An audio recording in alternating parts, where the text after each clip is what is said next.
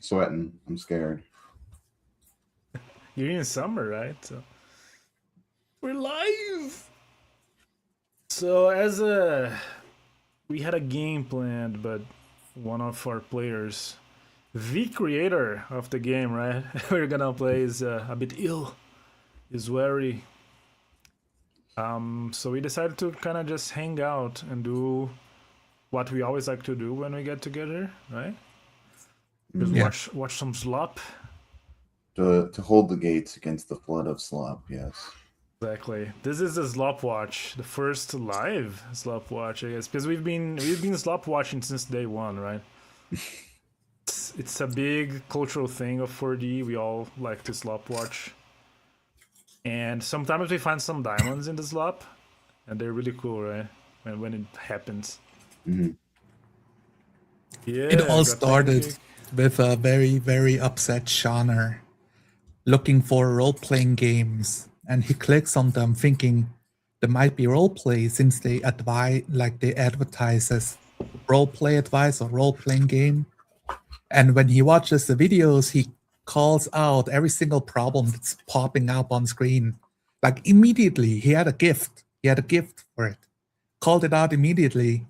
And even though I might get upset at first of like, oh, what are you talking about? It's not that bad. The more you watch, the more you realize it sinks in on just how deep the rabbit hole goes. And He thus was the Stopwatch OG was slop born. watcher, right? Yeah, Yeah. the primordial one. He invented the sport. Mm. Oh no, we are the main entertainment source for Austin right now. Yeah, man. We'll I do our hope we. best. Yeah, your live podcast. It's not parasocial, right? Because we talk. It's pseudo social. That was what I like to call. Yeah, we select some links from. Basically, what we done, right? We're looking for newish videos talking about RPG, and yeah, we're just kind of wing it. Anything you guys want to say before we start? This one is from Gem Philosophy. This video is 2 days old. Why your players should conduct the story and not you.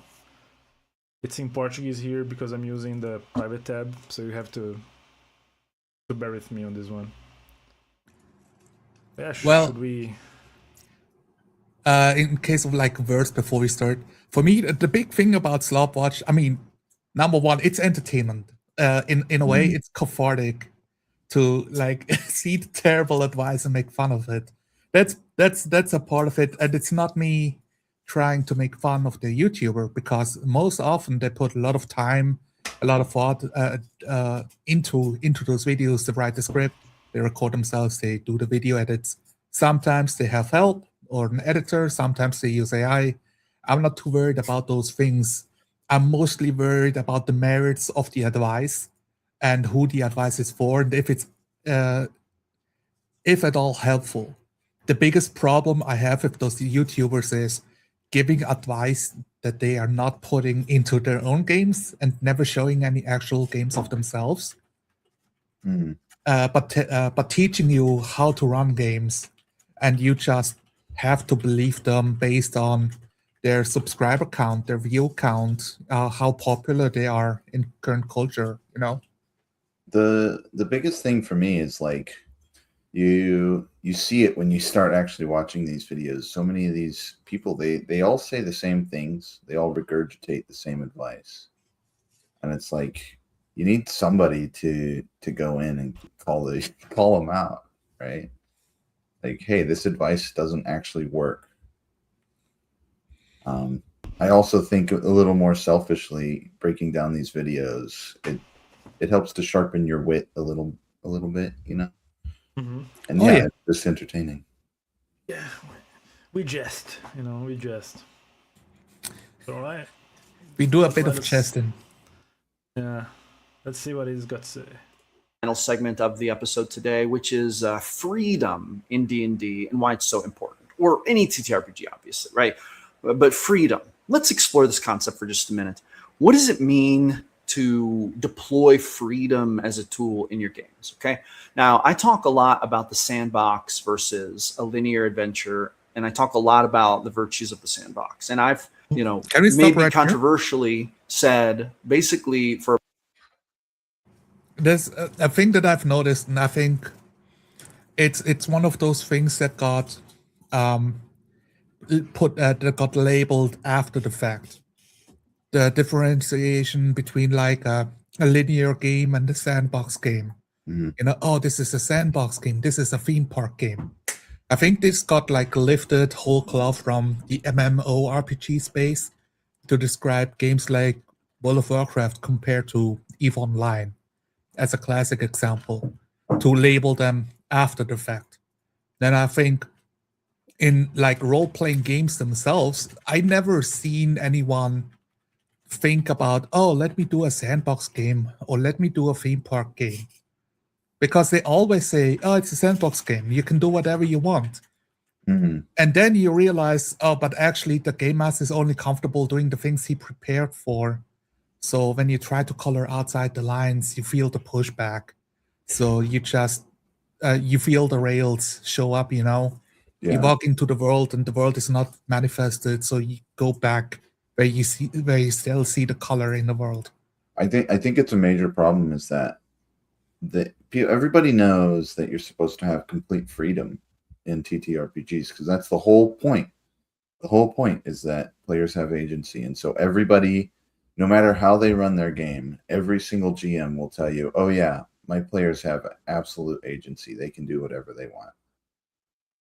Every single one. I've never heard a GM who's like, "No, I don't let my players do what they want."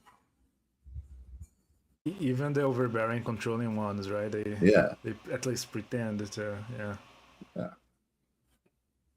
My entire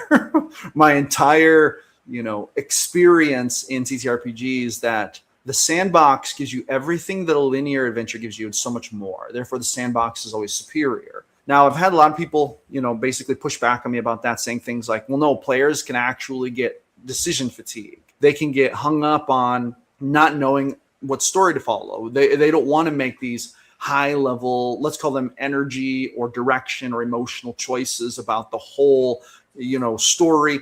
A lot of players want to be told what story to go on. I've heard GMs push back on this. Okay, you can do that in a sandbox too. Like if your players seem to be listless for adventure, you can suggest, hey, well, from what you've already discovered, there are these 3, adventure arcs you could choose. Which one do you like the best? In fact, if you wanted to go on the main quest, this one is the main quest, right? But all these others are available and you don't have to go on any of them, right? So it's like, why not just... I paused because I wanted to comment something, but I was waiting to see if he would, clarify himself. On the choice fatigue, he said? Is that a word? Mm-hmm. That is a weird thing to me in a TRPG, because usually you hear of choice fatigue like... Usually they mean choice paralysis, there are too many options. Like, I don't know which one to go for, and you end up not deciding. That's only the case if you present 4 doors, and then you're like, ooh, like there's clearly like a right one, right? But if there are no doors at all, it's just an open landscape. There's no choice fatigue to be had, right?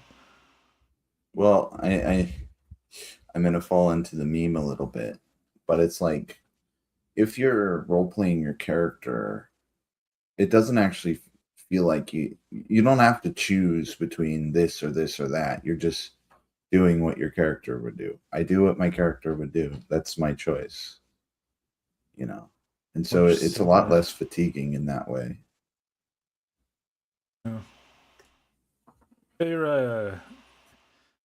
Yeah, man, we already found legal ways, dare I say. Not breaking any laws, not now at least.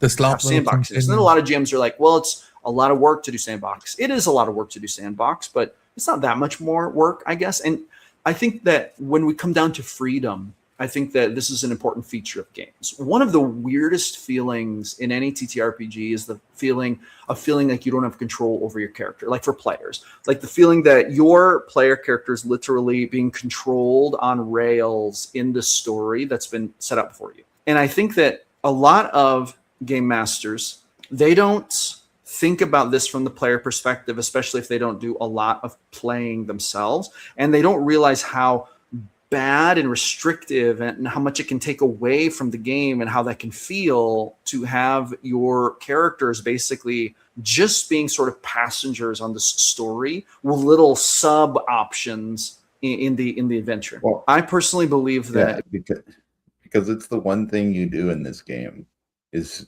make decisions. That's the only real mechanic in the whole game.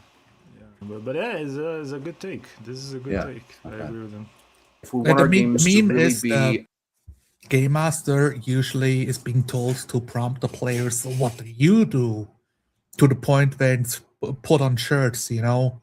Matt Mercer, like, oh, here's all the merchandise around. How do you want to do this? And we all have the celebration of describing your own actions, which then get immediately undercut by Matt Mercer redescribing your actions to you. But, you know, because when he does it, it will become more epic. When what we say over at 40 Roleplay is what you describe is already the most epic way. Because you did it. You described it. It's your action. It's more memorable that way than me taking away control and re-describing it for you. Yeah. Go ahead. I also like that he brings up GM should play. You shouldn't just do one or the other, because then you get stuck and you don't remember what it's like. Yeah. And you can't really relate to your players anymore. That's a big thing. I think we often talk about that, and I think we should be more vocal.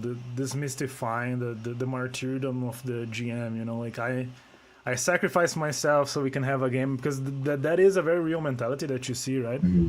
Like I provide what's the word they use? Service provider? No. I mean, yeah, like he provides. Yeah. He's like a story. I'm the storyteller. I'm providing an experience.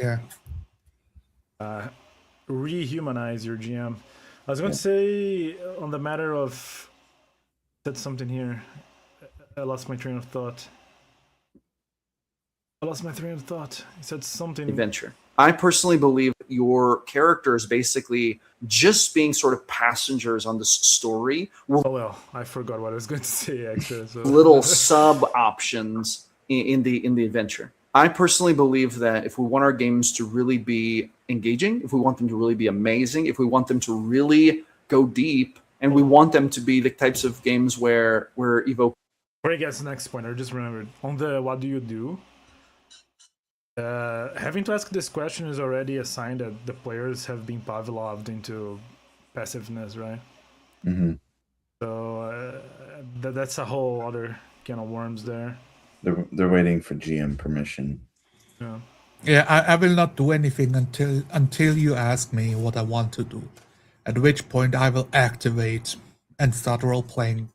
Until he starts talking, and then I will turn off, turn passive again. Just watch what happens.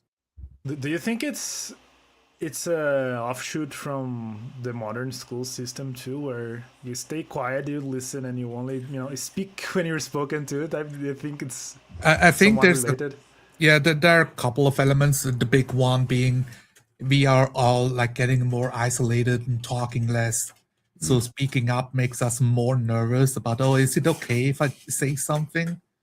At least I can say it like from my personal perspective. I feel this way a lot of the times. Except role playing, I don't care then. I think a lot of it has to do too with the idea of this hierarchy where the GM is the leader, he's the boss, right? And the way that modern hierarchies work, I think it kind of translates over where people aren't expected to lead.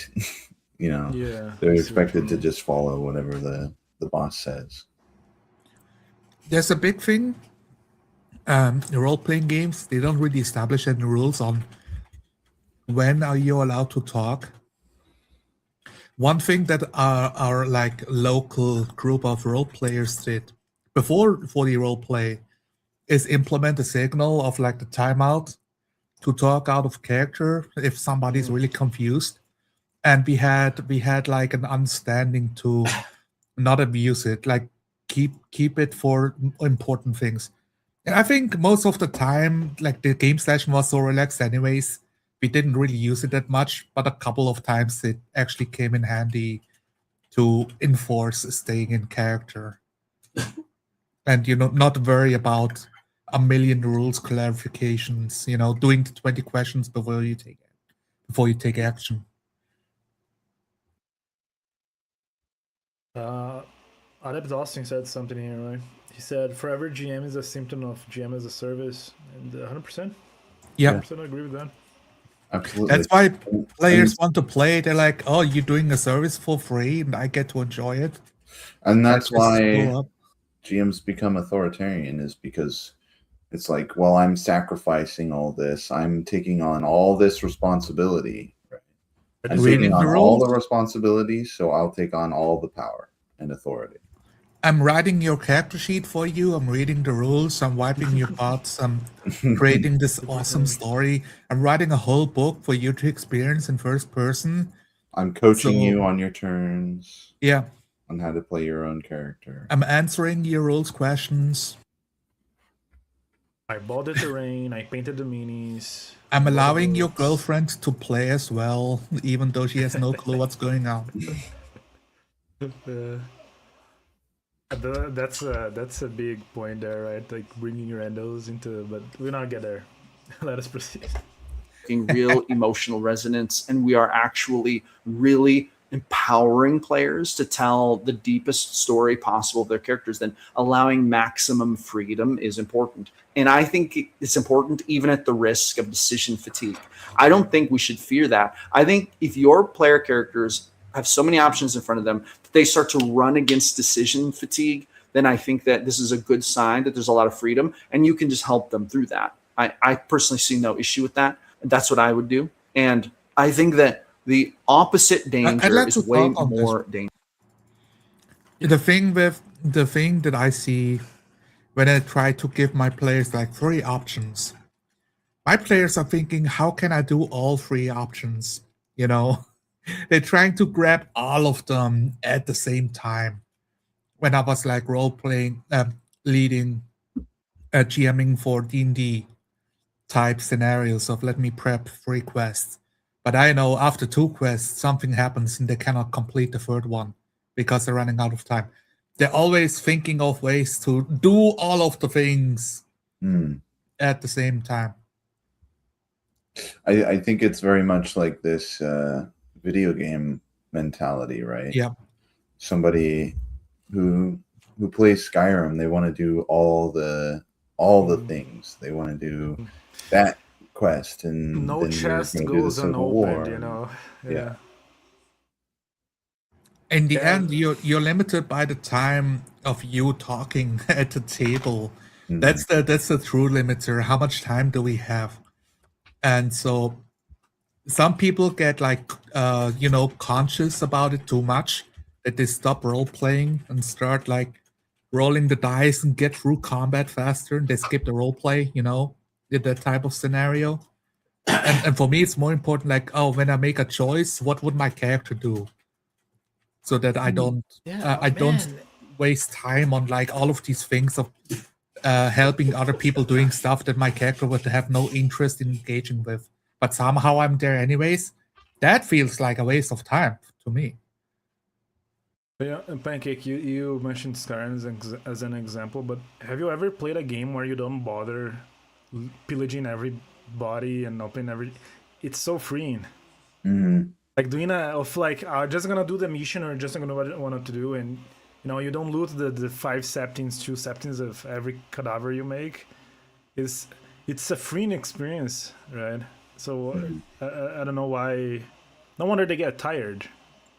Running the game like because it's even slower in a TRPG, right? You have to do it by hand. Yeah, it's video game by hand, right? Oh, we got 2 comments. Uriah Rolling Buddy said, "Forever GMs only have themselves to blame." Ooh. And Austin also said options are always infinite. No? I Tell think your players to run a Virtually. game for you. You know, you Yeah. want to play as well.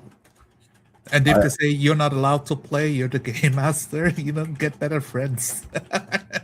I do think it is largely the GM's fault. I will say there is some blame to be laid at all of the GM advice out there, all of the rule books that tell you how to run the game. They lead you down the wrong path, and when you're new and you don't really know what you're doing, and you're told, "Oh, you should prep more because it improves your games, and you should do this and do that," and then you get stuck because now you go down the vicious cycle of you make your players more passive, and then you have to compensate. In a way, this is the thing of the problem with the Gygaxian cult. Oh, he was the first dungeon master. He made D&D. Therefore, the way he GMs must be the one true way. And using him as a guiding star on how to role-play in role-playing games. And you just end up with this, like, a tyrant at the end of your table that will always tell you what you're allowed to do and what you're not allowed not to do. That you have to obey by. Yeah.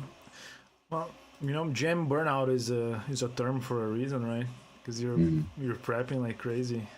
So if you think about, well, what's the opposite of freedom? Well, you start to restrict choices. Okay, what does that mean? Does that mean that when they enter a room, there's only one way to open the other door, right? Or are you going to allow for a lot of creativity? Even if it messes with your plans, even if it messes with your cinematic experience that you had planned for the player characters. I know that a lot of game masters kind of think about, well, I picture the scene going like this, or I picture the adventure going like this. But the truth is, that's a lot of like thinking for the player characters. And honestly, when we think for the player characters, or we try to think over them in terms of like being a director and we're scripting out a scene, this starts to really impact freedom and agency. And I think that this is very dangerous. Yeah. I find the door example hilarious because it's super D&D. I'm thinking about a Star Wars role-playing game or sci-fi game, traveler game, an easy D6 game, I guess. Why do doors matter and how you open them? What is so special about them? It's it makes no sense. A door is just a door. Is it locked? You cannot open it. Break it open, pull it off the hinges, or cast a spell, cast your open spell, kick, use your boot, kick it in. Like, you can figure stuff out. Why are we already in this mindset of, oh, the door is locked, but he needs a lock-picking tool with a DC 12 to succeed, to get through the door. And if he doesn't get through the door, then you know what happens then? The story is abandoned. Like, this is the end of the game. Let's go home. We cannot continue forward anymore. The door is locked. 30 minutes in, game's over, But yeah, I would recommend. Go ahead. I would recommend just don't ever prep solutions. Don't even think about it. There's no need to. Just create what's in the world, and what happens. Humans are by nature problem solvers. Like, they'll figure something out, especially if you have like magic, at your hands. Someone will figure something out. You really don't need to prep for that sort of stuff. I do like that he's calling out, just before I lose my train of thought, I like that he's calling out this idea of being the director, of like, oh, I want the game to be like this, or oh, I prepared this scene that is gonna be super cool, super cinematic, I downloaded the MP4 for like an epic song and all. I'm glad he's speaking out against that. Yeah, the thing, even with D&D, for how you want to go through the door, don't prepare the door itself. Think of D&D themselves as like, this is an easy challenge, this is medium, this is hard, this is near impossible, and then put a number next to it. As a game master, you can think of it this way: how hard is it to open a lock? Depends on the lock. Is it rusty? Is it old? Is it modern? Is it like gnomish engineering? And you use that as a grading level. So you can think of it that way. Oh, the door's locked. They try to lockpick it. You think about the door a bit and you say, okay, roll check. And if he rolls above a 10, you let him through. The lock opens easily enough. And then if you think it's actually easy, don't make them roll insignificant stuff. I am curious what his game actually looks like, because a lot of these things are also commonly said, and like it's true, but do people actually live by them? Are you pulling the mythical "Where's your game, bro"? Kind of. You unsheathed I am Muramasa out curious. of the. I think that's where you need to go when you find advice that isn't bad. You're like, okay, this guy's giving not awful advice. Let's see if he actually lives by it. I think he could 4D. I think he's not being tainted, by chaos. I think I would have said very similar things. 8 months ago. Very, very similar opinions. Yeah. I got 2 comments. Austin again. The intermediates 4D handbook should include examples of play for popular systems.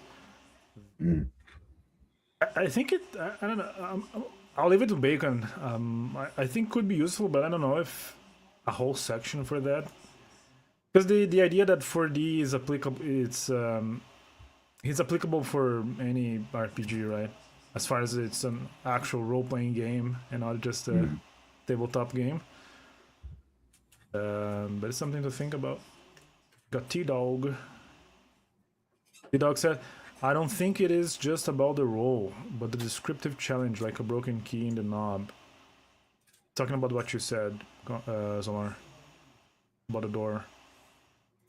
Yeah. You have anything to add to that? I was looking away. Not Okay, really. It sounds good to me. All right.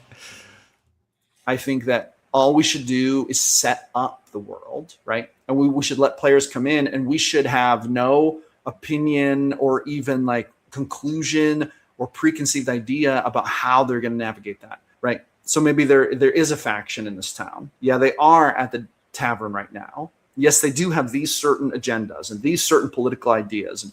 And, they've got these weapons and this is their stat blocks. And here's their leader is this guy. And this is what he tells them to do. But how it's going to play out between the player characters and them, that is not something we should plan out or script. We should just prepare the world and then let the players walk. It's even, I want to say it's even worse. What I mean is, it's even to the point of if you think of a like NPC, of a character in the world, that you have an idea in your head how to role play, you end up in the same scenario as you do as a player, that you make your own character.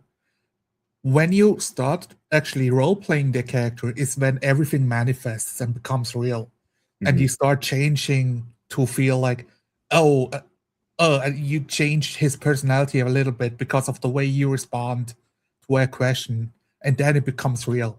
The same thing with NPCs. They're not really real until you get to role play them and actually talk in character and respond to the player characters. That's why I don't worry too much about their identity and all of those things. Maybe I have a couple of notes of the ones that I think should be really important, and that's it. Because I'm gonna change my mind anyways based on the scenario of what is happening, and I don't have all of the brain power to think of 10 characters at the same time. Do you think this is a personality thing or it's anxiety thing?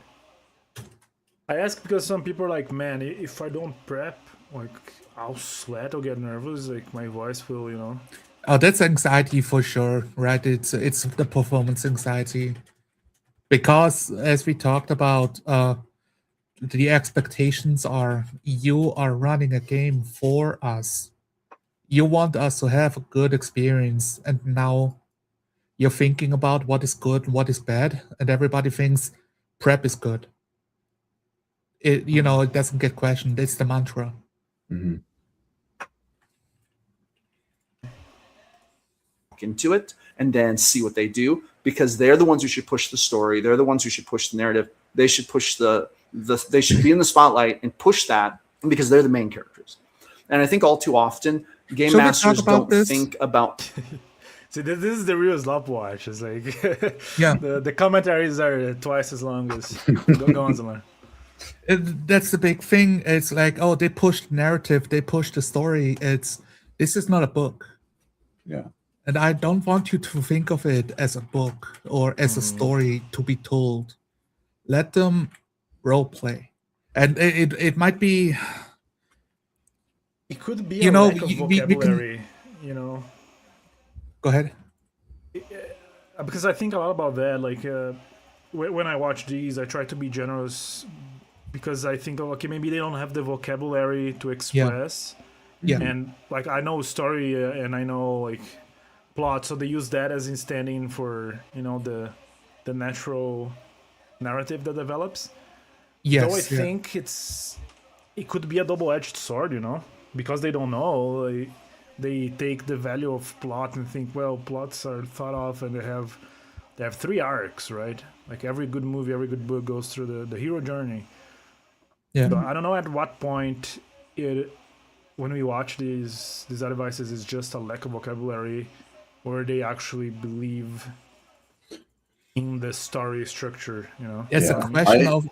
Go ahead. Considering the way he's been talking about it, I would give him the benefit of the doubt on this.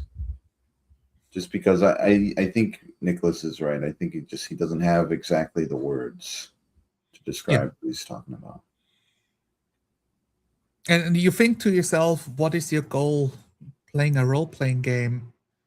And I think a lot of people think, oh, it's to create a cool story, that we come together, we collaborate to create a cool story through our actions, more or less. So they think, okay, like how do we create a cool story?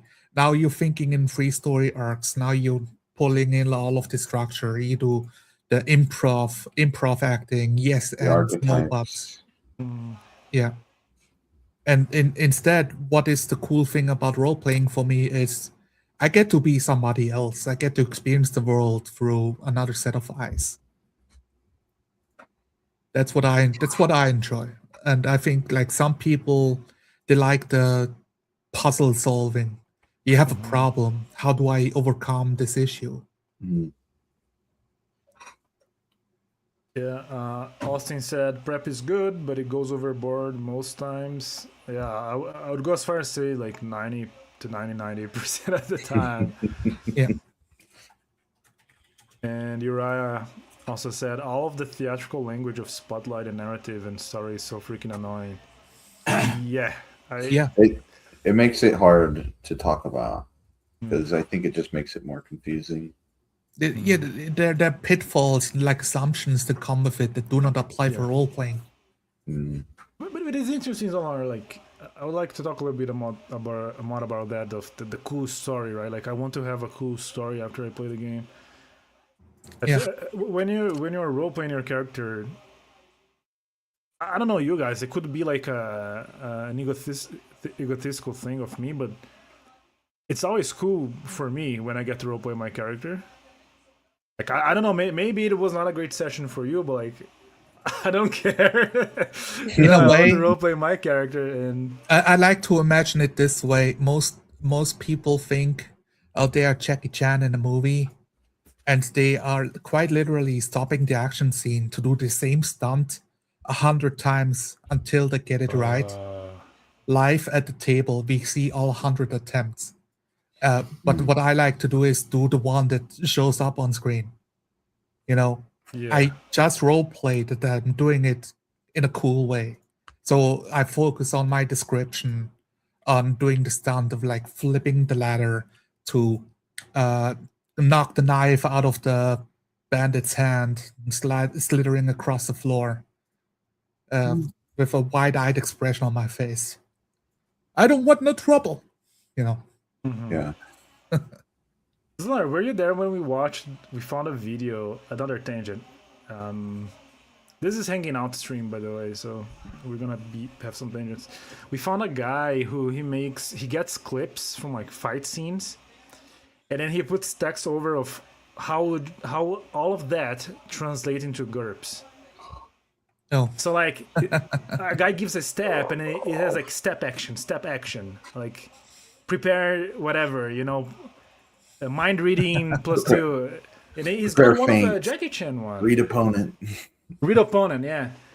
And I was thinking, like, we were joking because of the absurdity, right? Of like, you really need to count a step action, but I think it's cool you mentioned Jackie Chan, because to me, Jackie Chan movies and Pirates of the Caribbean, they are the example of what fight scenes should feel like, at least. yeah. Right? They're very organic. They're very chaotic. You kind of Yeah. You try something, doesn't work, but then you're clever, so you use your mistake to, and that's what make a scene interesting, right? But you have In to a way, roleplay it. the You Jackie cannot Chan sit ones, down and they are great because on the one hand, he is quite literal, like from the old school Chinese circus performers doing all of these stunts, now translating to movies of, oh, you can just practice it 100 times, 1,000 times to get the one shot that shows up on screen for everybody else to watch. That's the cool part. Mhm. I have both my hands occupied. I think what's cool about both those examples is I don't think you can mechanize Jackie Chan. I don't think you could ever mechanize a Jackie Chan fight and have it have that same feeling. Because they are organic, quote unquote, right? Of course, they like scripted and all, but they represent an organic chaos, right? Mm. Yeah. Players in terms of them being main characters who have a part to write. So your players, they actually have a job to do. They have to push the narrative forward. That's not your job as a game master. And some game masters, I think about this in reverse. They think, I have to find a way to entertain these players of the story.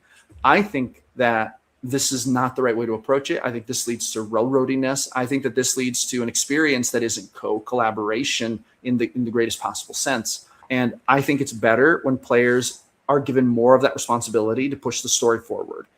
Let them decide how they're going to handle it. Now, does that mean you can't help or give suggestions or give them ideas? No, of course not. Have them roll an intelligence check, and then however good. Stop. Okay, depending on how he means it, like, they can roll a check to see whether your character is smart enough and to give them some information to play into, because you run into those problems of your character doesn't know. Your character should know, like, this mafia kind of pulling the strings behind the scenes in the scene. But the way we role played, none of it ever like got talked about, so the player would not think about it, but the character might. You can have moments like those. You can help them in that way to like make a check, and then you drop in some information. By making it a check, it's also optional. I allow myself, I reserve the rights for my players to fail those checks, and it will be fine. I'm not forcing them a story. I'm not forcing a story onto them. The other thing where the reason I want to stop the video, like, stop the presses. It's don't help your players. Trust your players that they will act. You don't need to tell them, it would be cool if you did this thing that would like add to the story. It's a big thing. A lot of people, it's the first thing they push back on before the role play is, but what if I have a question? What if I'm stuck? What if the players are stuck? How am I going to help them? You help them by by shutting up and playing the world, right? When you play the world and the players play their characters, they can be immersed in the role play and enjoy their times for as long as possible. Every time you step in to help, you're actually disrupting the role play. You're actually disrupting the game. when you give the players the freedom and they role play, they should already pretty much know where they're going because their character has a goal and is trying to do something. And so you get lost a lot less because the player isn't trying to read the GM's mind of like, okay, where does he want me to go next? It's like, no, he only has to know his own mind, his character's mind, right? Yeah. How do I find my father's betrayer? And then that becomes so much easier to navigate the world when you know what your character wants and you have the freedom to just role play. It was very funny with Delicious Drags example when Nicholas and the other players, they played orcs, goblin, lizard folk, those kind of monstrous characters. I gave them a hydra in the forest, and they took the hydra as this is what we need to kill. How do we slay it? Going back to the village, they want to recruit people. They want time from the chieftain so they can rest. They need a week to rest. And I'm just role playing. Only one guy wants to join up with you guys. And the chieftain is not giving you a week. He gives you 4 days. Like, suck it up, Buttercup. Get back out there. Don't show weakness. And I find this very interesting because I'm just role playing the world, role playing the characters, thinking, well, they could form a warband, but they failed the checks. Trying to convince people made them not like the leader of the group. And Nicholas was actively sabotaging his reputation. I was going to ask, like, did like that mechanically affect? Oh yeah, absolutely. I mean, that was the reason why it's like only one guy is joining up, and he only cares because he just wants to confirm the rumors, right? Yes, he actually wants to give him a chance to prove him wrong. To find out. Like he might be wrong, but if he's a good war leader, he will join anyways, because he does think like no, the strong are right, So there's a conflict there that I get to play with. I can give you an extra character, so it seems possible to even take on the challenge. But I was totally down to give you like 4 orcs or more, and you would have like a whole team. All they do is like chuck spears so from are you the back saying line. that by me sabotaging the party made your job easier because then you have just one NPC to control during battles? I mean, I'm not even thinking about that. Like, for me, that's not an issue. It means when I roleplay the NPCs, I cannot flesh them out as much because I can only slip into the skin one at a time of an NPC. Yeah. So it made that one NPC more interesting for me to roleplay with the group and the dynamics. The moral of the story: sabotage the party.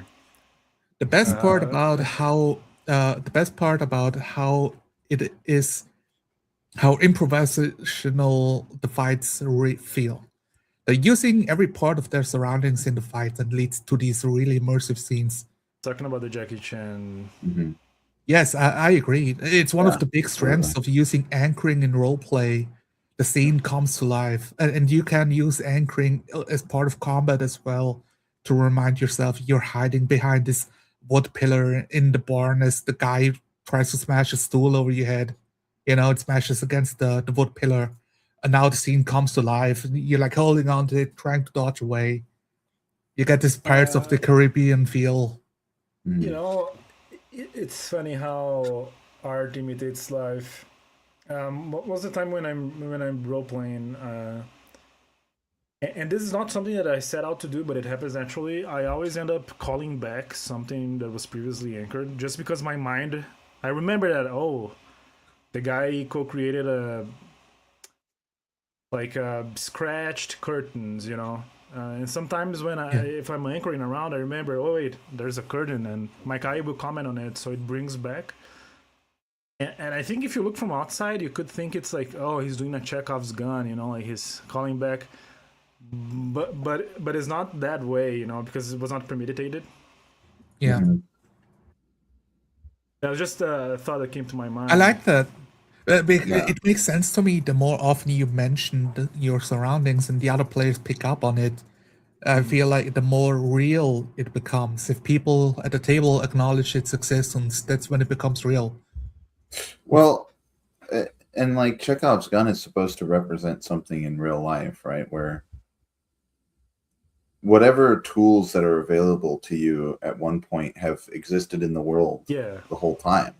So where were they a month ago or whatever, right? It's object permanence, right? Yeah. Good their role is, give them that many ideas for how they could resolve a thing, right? It's like you can find a way to give them ideas, but I think that that's a lot different than trying to plan out how things are going to go, whether they be conversations or combats or puzzles or discovery. Sometimes player characters do very unexpected things, and that's the magic of that collaboration, right? And I think we should let it happen. So It's also one of those things of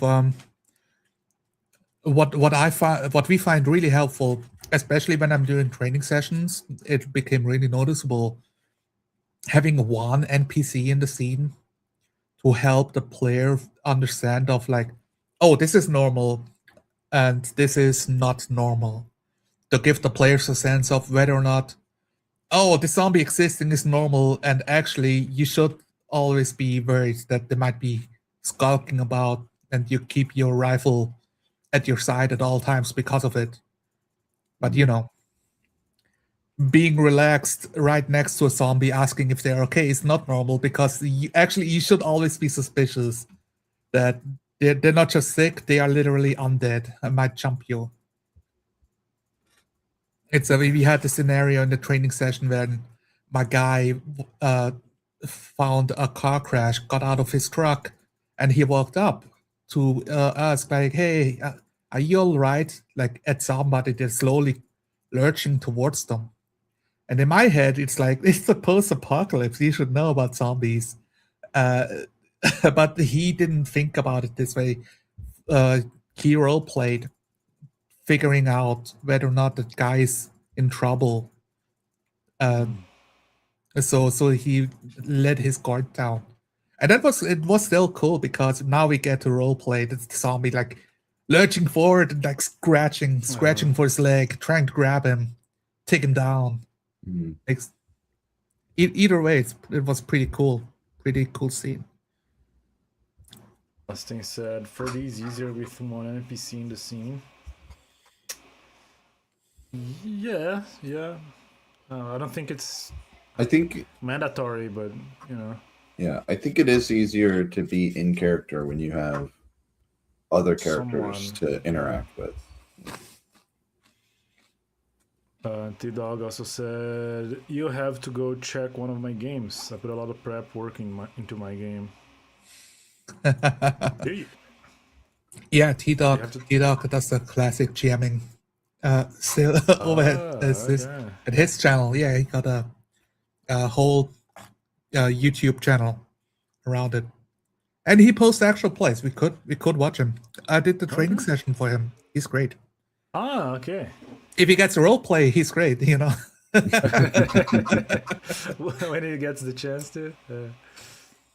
Long story short, I think that a lot of game masters have a choice to make. They can either embrace freedom and they can stop having preconceived notions about everything pretty much. And they can trust their players with the responsibility of creating the story. Or they can choose to restrict freedom. They can choose to give a more curated, pre-chosen adventure to their player characters. And then the player characters can basically perform a sort of multiple choice program as they move through the adventure. And though that multiple choice program will have maybe slight but not really big effects on the story, because it'll still all be kind of scripted, even the different directions and branching directions. And I kind of think that every game master has this choice, this dilemma set in front of them. And then the question is, what are you going to choose? We'll drop a comment. Let me know what you choose. But me personally, I believe in freedom all the way. I believe in the sandbox the whole way. And I would much rather risk players getting frustrated at me because they like don't know what the direction is. I would much rather have that problem than having players All right. say, "I just." If Mo were here, and he would say this guy has definitely been reading the 4D handbook. He has been reading. He would say something like that. Because like Maybe. he's been in Off the Rails, right? So first contact was made. Oh, I don't remember. I do Yeah, know that we he did was the like tear of your skin. the second or with them. third guy in Off the Rails. Oh, Oh, okay. interesting. I'll have to check this. I have to fact check you. It's there, but I remember. It's probably the second episode, I think. He say something? did. You're right. Oh, that was him. I would like if he asked the question of why would you play a multiple path adventure when you could just do that by reading a book or playing a video game? Right. I want to ask, Like preference, right? for those like predetermined adventures, have you ever watched a good actual play on a predetermined adventure game? Because I have yet to see it. I've yet to see it. Even our game of Pathfinder, we do the Dragon's Demand, and we did about I think 2 chapters, something, level 1 to 5, more or less. And that one, we took it from the get-go as we taking this as a premise, and we use the quest in the book as a guideline of things we can actually do in the town. But we can also ignore them. The game master is not pushing us down one corridor like this one way. And I think that was really fun to play. Like, it was a lot of fun. But I never felt the need that I only have option A or option B. I just live in a world that's full of trouble, and I have the freedom to do something about it. And I'm playing a character that has a reason to do something about it, as somebody who was indentured for 10, 20 years, like subjugated by the Drow. I see them getting like subjugated by a dragon. An opportunity for me to help them. Yeah. So I don't even need to think about, I need to follow down the story because Tyler prepared it for me. Reed, any final say on this one? He's close. He just needs to take it that few steps further. It's the thing of you have the choice between let your players role play, take their own directions, or give them this predetermined story for them to experience. I hate the second choice. Mm-hmm. I don't see any good coming from it. The best case scenario, they're watching a movie and you are the movie performing in front of them. Mm-hmm. And maybe they go left or right. You're the little jester dancing, right? Yeah. In which case, we have video games doing that now. It's like a game came out recently. It's called Alters. You are in a sci-fi setting on a planet. Your team is dead. Only you are alive, and it's your choose your own adventure kind of scenario of playing a movie, but you get to do some RPG stuff like collect samples. You clone yourself to fill in the different jobs for your moving vehicle, and then you role play out scenarios with yourself. So a lot of it is done with voice acting and nicely, put together. I'd rather do that than put that pressure on a game master. Yeah. This curated experience. Because then with the video game, you can rely on good game mechanics that are entertaining to interact with. Because let's be honest, TTRPGs aren't the most mechanically interesting games, right? They're not. And you can rely on, like you said, voice acting and art and you know, all this stuff that affects the tone of the game that a game master just doesn't really have access to. That's why being a game master is so stressful, because now you gave yourself a role where you are the director, the cameraman, the guy The guy writer, brings the lunch boxes for everybody, you know, the snack bar, and the color correction guy. the main actor, because you're playing most of the Yeah. roles. Yeah, you're quite literally playing like 95 of the actors on screen at all times The one man around band, the player you know? characters. Yeah, golly, we got 50 minutes out of a 7-minute video, and we still have more to go. I posted some long videos too. Yeah, we can probably. Okay, what is this one?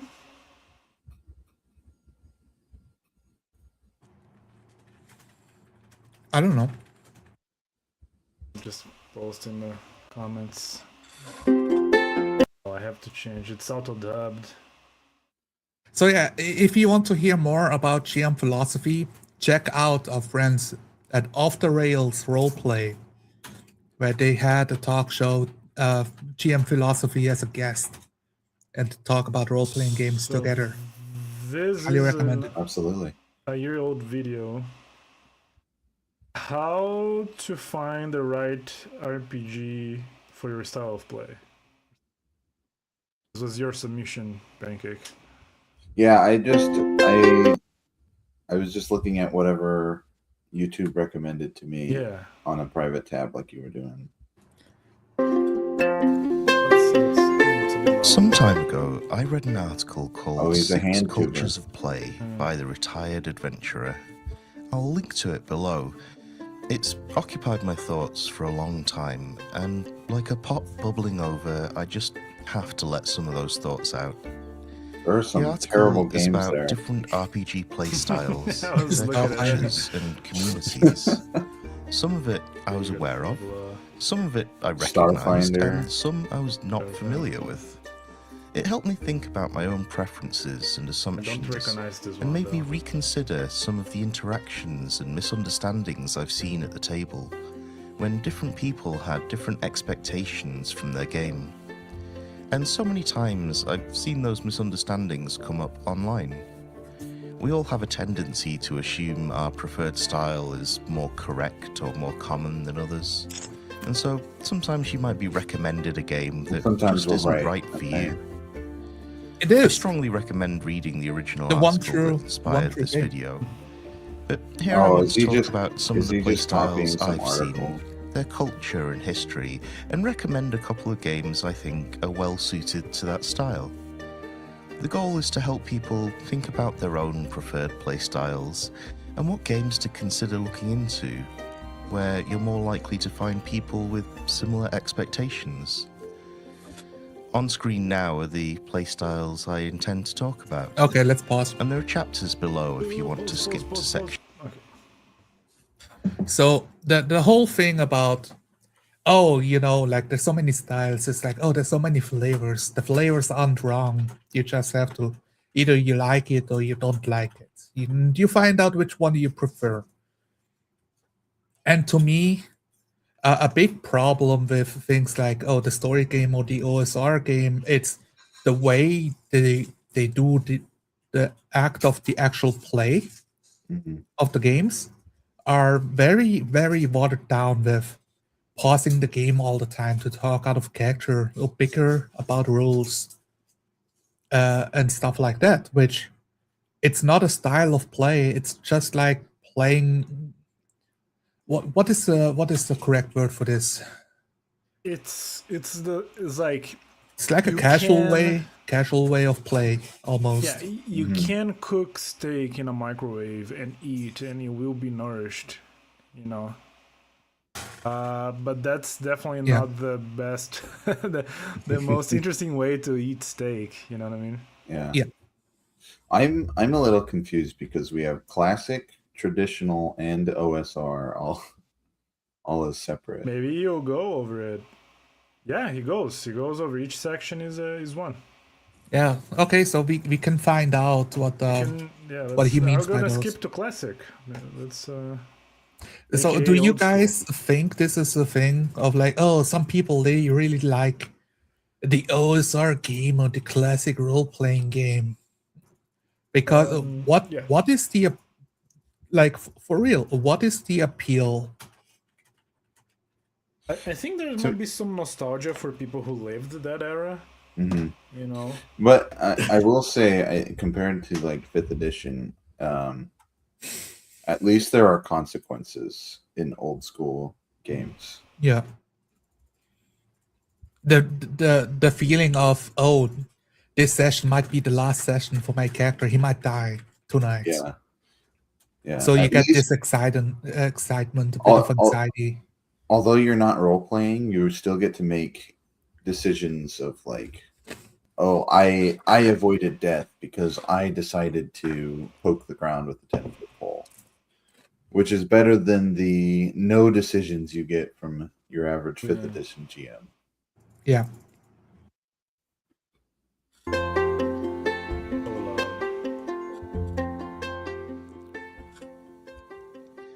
My table is a little empty for this one because honestly, I'm not experienced with the classic style, but I can't not mention it.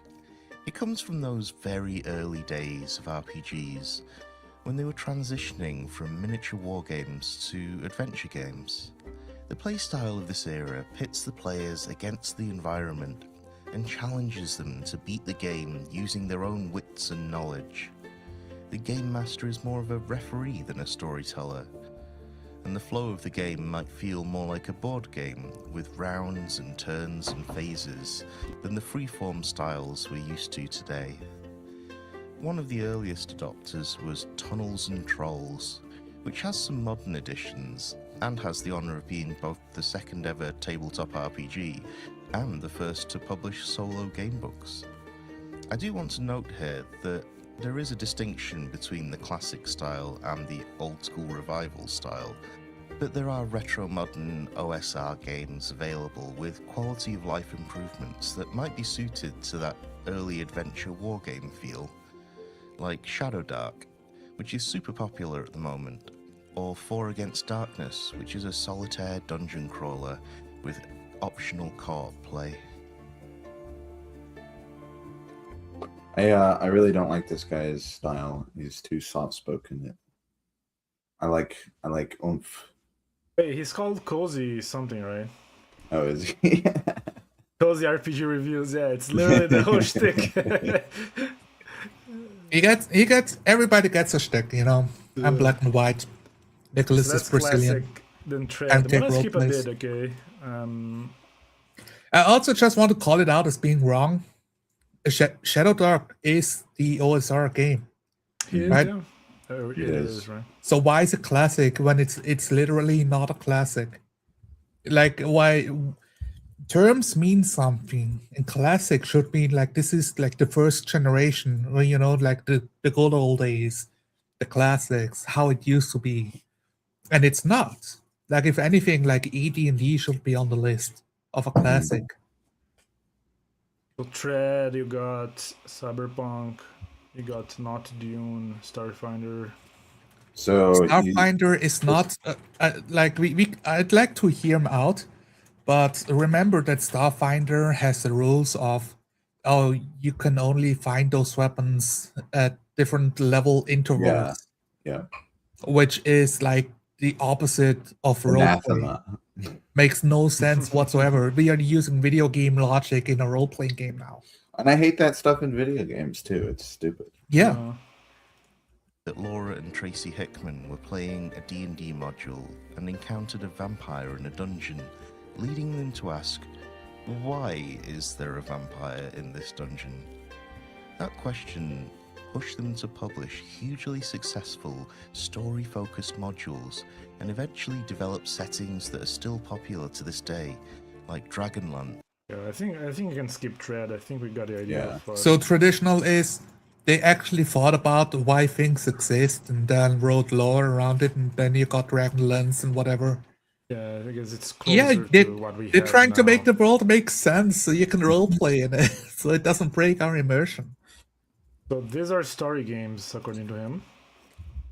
The Fate, Blades in the Dark. Yes, yes. So Vampire, we're gonna make some people angry, I think, but because I never played Vampire, I don't know. Me neither. I know it's I'm character tagging focused, right? Space Roadie. Yeah, ask Space Road, is Vampire the Masquerade story game? Monster of the Week, that's PBTA, right? Does he have like a writer's room type of? He does. doesn't. It's at the end. Is it? Yeah, collaborative writing. That's here, Matt. Okay, so Play let's. with It's cozy, right? For me, cozy is it's like a code word for a slop. It's Yeah. a code word for there's nothing of substance here. Yes. It's there's warm nothing- slop, you know. there's as opposed nothing to cold exciting. slop. There's Yeah, nothing exciting here. There's nothing. To be cozy, you cannot be confrontational and you cannot challenge ideas. Right.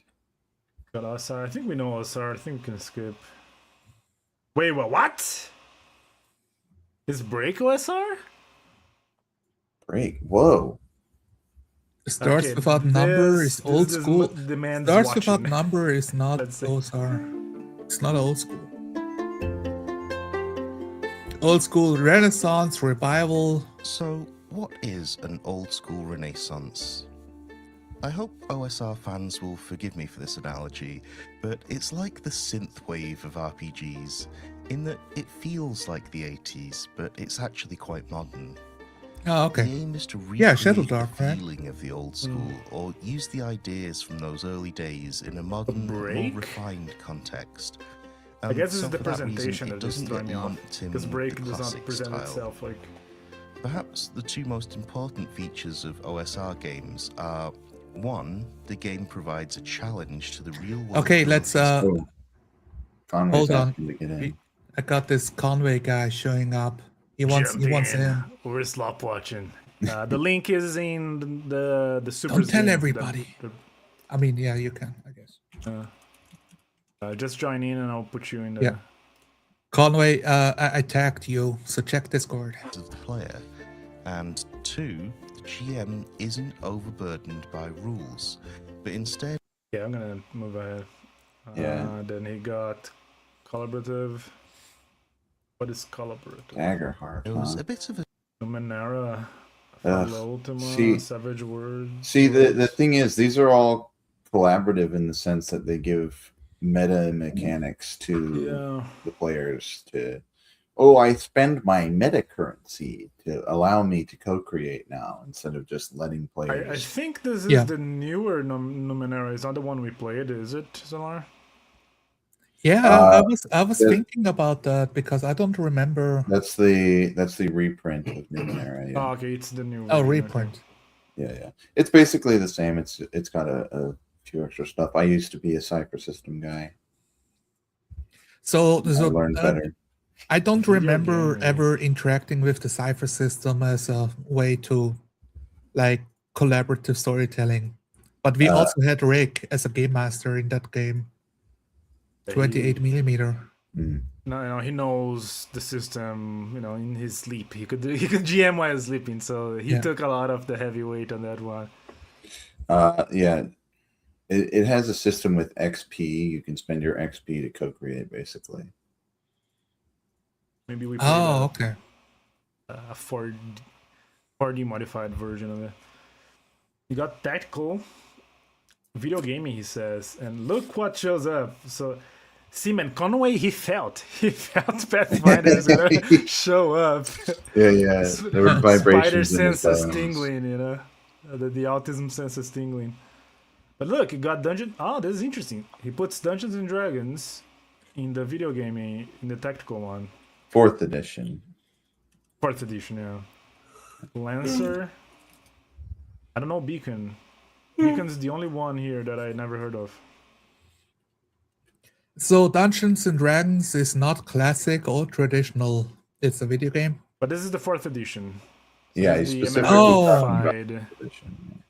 Okay. The Colville Which I- special, you know.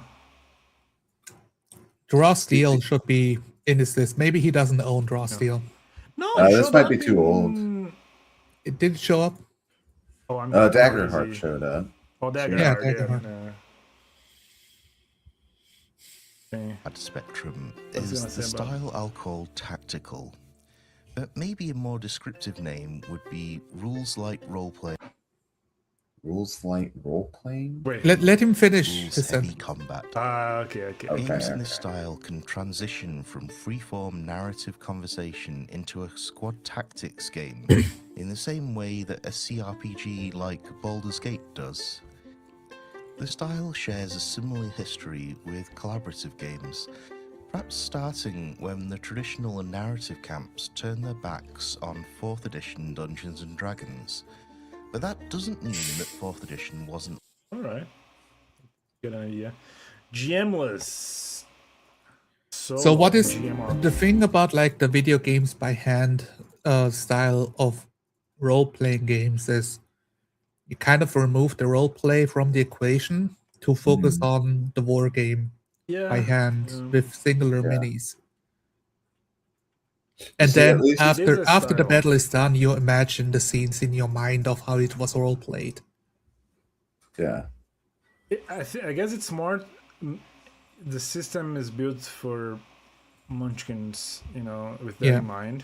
Like you play these games because you enjoyed that aspect of building your character and Conway's being here. tactical. There he is. The hobby degenerates, and so my watch has begun. We Did you, need you. did you sense like the because as soon as you said that, Pathfinder showed up on screen. It is Yeah. an ill omen. It's about- very interesting to me. I'm losing my train of thought here, but yeah, it's just like I wanted to see BattleTech on that list of your video Lancer game is style close, role playing right? games. I never played Lancer, but I think okay. it's the same vein. Yeah, it was under tactical.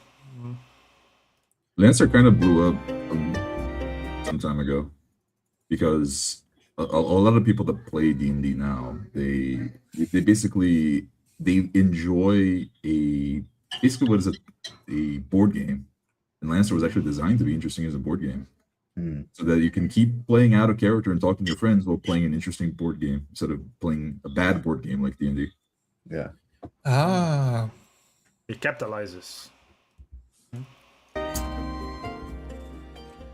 If you've watched I think I know only Iron Sworn, and that's by name alone of this list here of Mythic. GMless games. Mythic Game Master Emulator. GMless. GMless has a big problem. I don't like oracles. I don't like oracles because I think the writers who made oracles, they asked, "What does the GM do?" The GM answers question. The GM answers out of character questions. Let's make a thing that can answer out of wait. character. Okay, so the whole game is literally ask the oracle questions for you to Yes. answer, for it to answer. Yes. That's what an oracle does. Yeah, Oh my god. I come from the concept that I actually enjoy solo role playing. I it can enjoy be- solo as well. It can be interesting What's to wrong with just- you? to just roll a few dice and have a few keywords that you can emulate in your game, right? So you just And roll then you can something imagine like- a story in your mind, right? Like based on the results. yeah. The real questions. Why is the towel on Conway's shoulders and on Zolar's head? It fell. See, because Zolar is on top, so it fell from his head all the way down, Yeah. passed through Pancake and landed on Conway's shoulders. I think you can. I think people underestimate how much you can use just the mechanics of whatever game you're playing without an oracle to answer the questions, right? You make the normal rolls you would always make, and whenever something is ambiguous. and otherwise you just create what's there. That's usually my route with solo role playing. Yeah, you shouldn't overdo it with the oracles. It's kind of like spice. You generate the best oracles when you just make like 2 words. And now, oh, how do I put these words into the interesting concepts that are in my head right now? You know. In what way? I don't think I understand since I never tried. So you take an oracle, right? The way Mythic GM Emulator works is you ask a yes or no question. So you would ask, like, are the bandits hostile to me right now, or something, right? And then you would determine the likelihood. It's very likely that they're hostile, and then you would roll. Yeah. And then if you want to determine things about the bandits, you have big random tables of just literally random words, and you would Gotcha. roll. You would roll, whatever. I've never used the random word tables. Well, that's interesting because I've never used the question tables. Like I don't care what you think. You know, I already have an idea of the bandits in my head. I only for me using those like random word tables is a very poor facsimile of having other people there to bring up other concepts. You know, like, oh, I don't have someone else to role play with right now. But the book will tell me a few random words. Oh, that's interesting. How do these words fit here? That's the most I use these oracle tables for. Yeah. I basically don't use oracles at all when I solo play. So you can do that as well, yeah. But what's interesting about GMless is we've done it in 4D, and it's actually really cool. And it works really well. When you just trust each other, you let each other create things. You're basically both GMs, really, and it just works. You don't need the oracles. You don't need the oracles at all. But if you have at least one more player, you can role play back and forth. Yeah. Now it's a role playing game again. I don't know how you role play by yourself. You just imagine the scenes in your head. Maybe you say it out loud. Maybe you write your diary or something. I'll send you a video somewhere. Okay. 4D Space is Klaus, right? Yes, that's him. Yes, that's Right, Klaus. yeah, have a good one. We made a video and I put his logo into Mars, with the spaceship Okay. flying over it. The whole editing thing with the thumbnail. What? What do you mean tray? Might What be is a tray? game. Is a game? Oh, okay. Creative writing. That's what we call writer's room, right?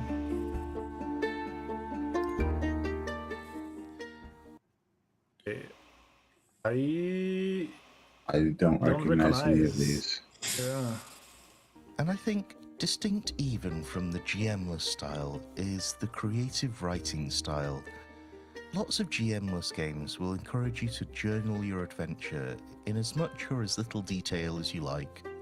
But some games are all about writing out a story, usually in an epistolic way, like writing letters, recording logs, or even podcast episodes.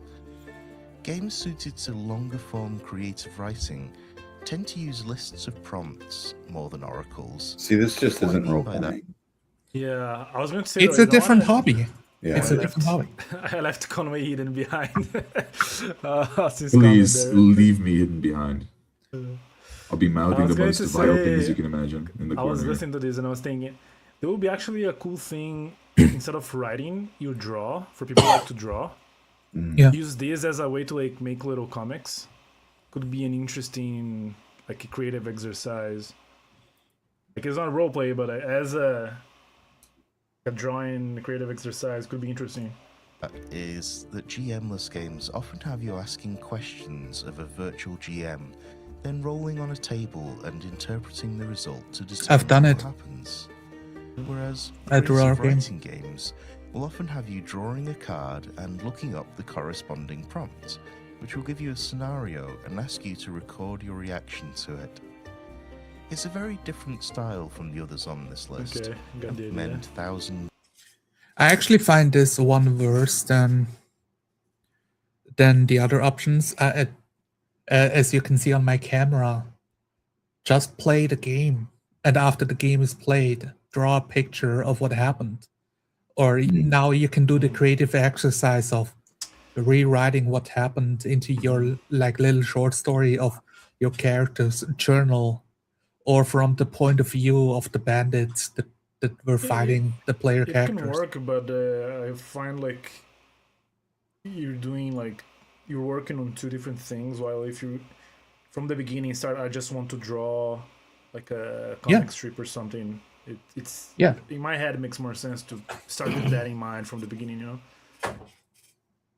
It is a harmless hobby, right? You just with a book and doing your own thing. It's just not even tangentially connected to role playing games. Exactly. Like in a way, I find this better because now you're not trying to do your creative exercise during the game.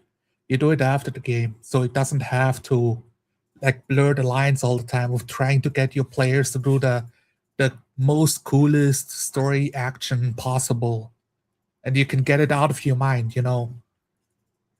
This sounds like something like your grandma would gift you, right? Like on your birthday, you get a gift from your grandma. It's a book for you to write stuff. Which I mean, it's a good book. Teaching kids to read and write is good. Yeah, I think this is a perfectly fine hobby that's separate from roleplaying. Yeah. Austin dropped like the Epstein files in my DMs here. It's Trey. It is a game apparently. It's like an Oracle thing. Yeah. All right. I'm gonna go on to next suggestion, which was also by you, Pancake. Yeah, I found a few like beginners videos, like this is how you get into it, or this is how you should start. 3 years ago. Okay. Let's start skimming through some of them.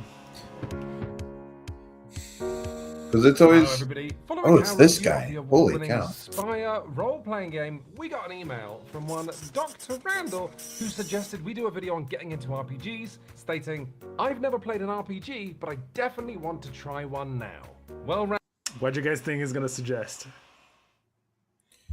He wants to play. It's already there on the table, man. So why does he want to play? What did he say? Why did he want to play an RPG? He said he just wants to get into it. Right? We can read the whole letter, I guess. I had similar experiences. The release of AD&D. I didn't have like the stories and worlds were always in my head. What? So if you want to roleplay, my advice is pick up the 40 mixtape. No. Yes, it'll get you 40 going mixtape. as soon as possible. I would recommend D&D, right? I would recommend the Beginner's 40 Handbook, which comes with its own role-playing game. Use the simplest rule system possible and get in the habit of role-playing in your role-playing game. After you are having fun with that, you must have fun. If you don't have fun, keep going until you do. But once you are in the habit of taking short terms and role-playing your character, then you can look. Then you're free to look for more interesting systems to roleplay in. That's when you can choose to look at something like Pathfinder, of like something heavy with lots of different moving parts to roleplay around with to help you be immersed in the world. That is an interesting topic, Sonar, because I don't think 4D has a how to start role playing thing like at all, right? Which is something that is super common for the other RPG communities. We just let people literally. Yeah, I think it's because the 4D community is mostly comprised of people that are unhappy with the state of the hobby. They are already in the hobby, right? They've been in the hobby for years. Yeah, you must be burned enough. Burned enough times to decide I want to make a change, and then you find us. And then you come to the white sands, to the shores of the 4D community. Yeah, but perhaps it would be good to have a 4D starter RPG video, because if you think about it, people that never played a role playing game before adopt 4D a lot faster and easier than people that have played for 10, 20, 30 years. Mostly because role playing is just kind of natural. It's something that everyone does, right? I mean, I love the phrase that kids role play, like, and they don't even have a session 0 when they role play. So perhaps it would be an interesting thing to get people role playing first with 4D, right? Because it really is just, well, they latch on my faster, right? Yeah.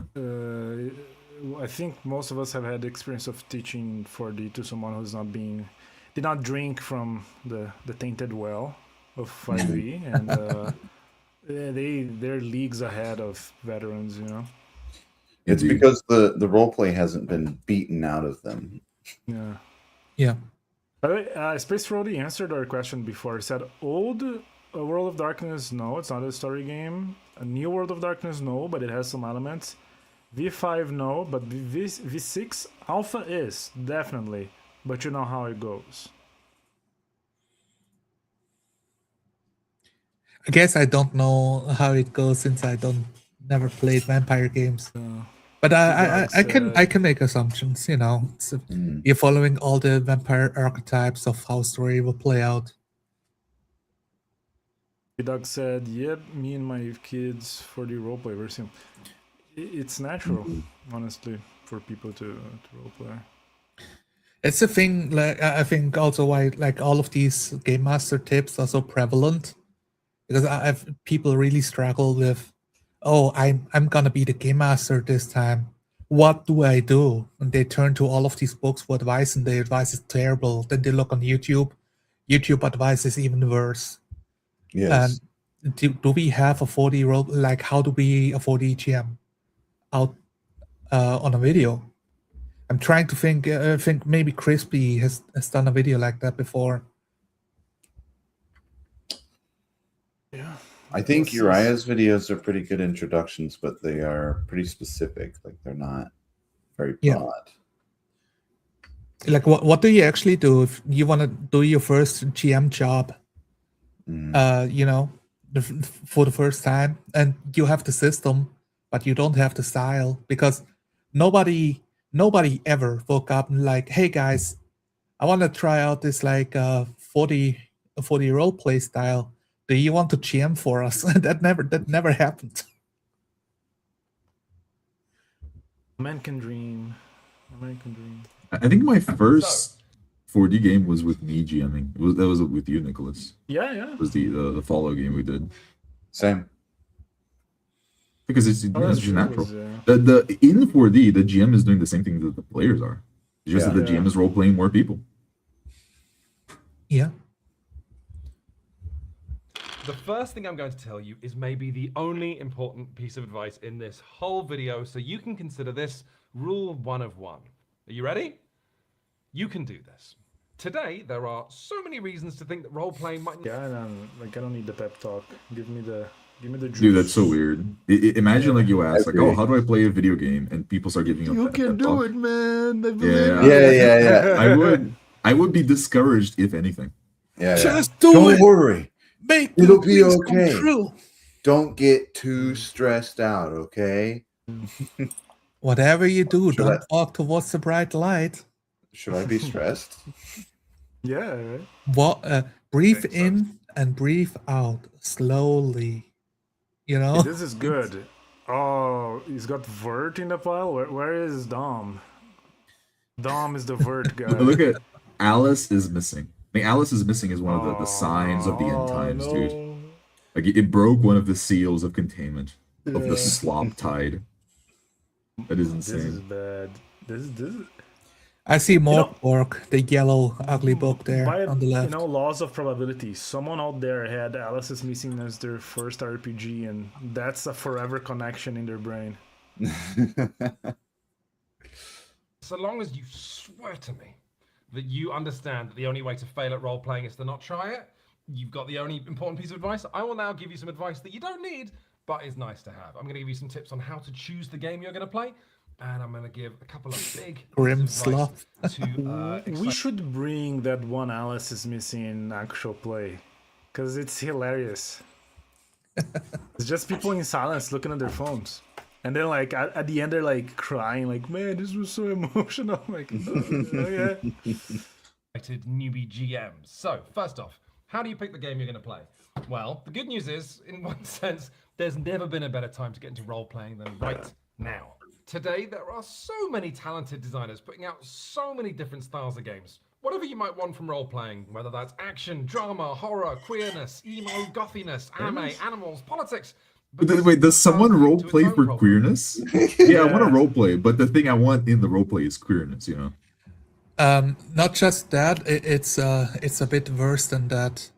On Reddit, RPG horror stories, the most upvoted thread in the last month is called "New player tried to kill my character for being queer." So it is quite a hot topic that everybody is very invested in.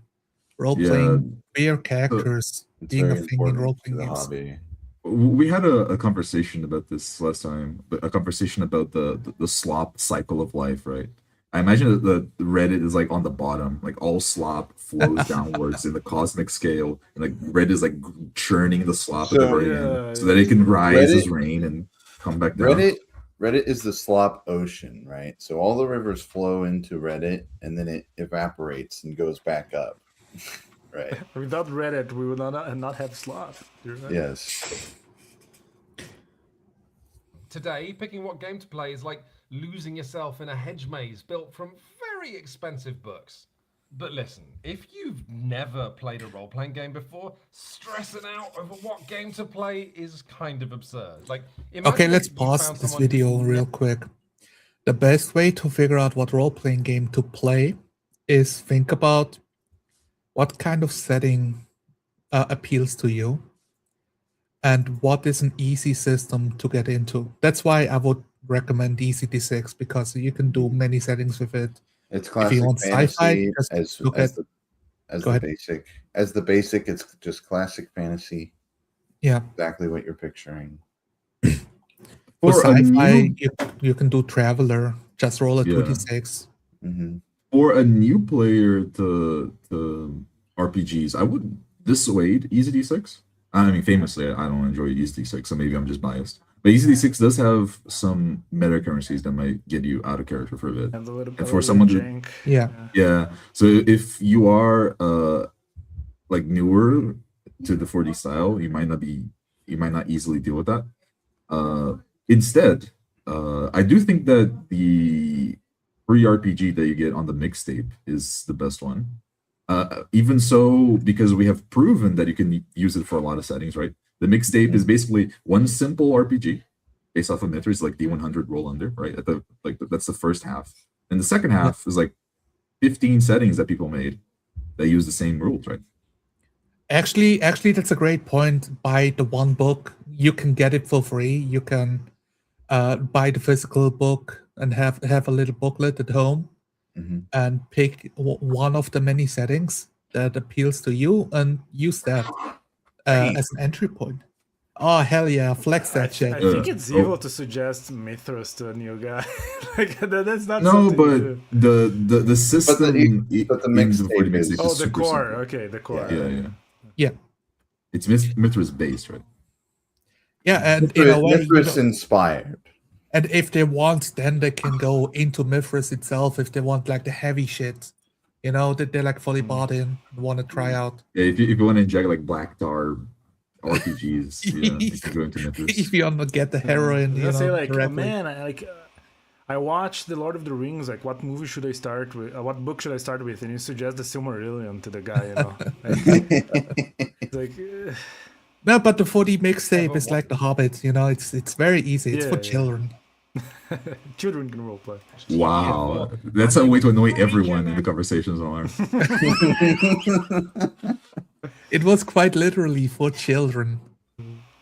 How about what TV show to watch first? It's only in playing a few different role-playing games and a few different styles that you'll even begin to figure out what kind of stuff you like, right? So with that in mind, when you're picking the first RPG you should play, here's the only thing that matters. Can you and your friends picture yourselves playing it, and are you excited to play it? That's it. There are so many free options out there. Like, you don't really need to You should not be spending much money with the hobby. Yes. Like you need like a Honestly- set of dice and you're good to go. You know what I mean? That was the other advice I wanted to give. Don't buy books. Like lend them. Ask your friends, can I read your book? Can you give it to me for a month? Because most of the time they're not playing it. Especially if they've been in the hobby for a while. They have a lot of books. If you have a friend in the hobby, they have a lot of books and they're not reading them right now. Just lend them out. Or find a PDF. You know, find a way. This is so tiresome. Once you play like 3, 4, 5 sessions, yeah, buy the book. Go ahead. You know, if you're enjoying the game. This is so tiresome. Like, dude, just tell me to play 5e. Come on. Like, we all know you're gonna say it. He's itching, right? Yeah. Thinking. Because he keeps saying, "Oh, buy the game, play the game, then you have fun with your He's gonna get friends." there. He's gonna get there. He just, Oh yeah. Play D&D.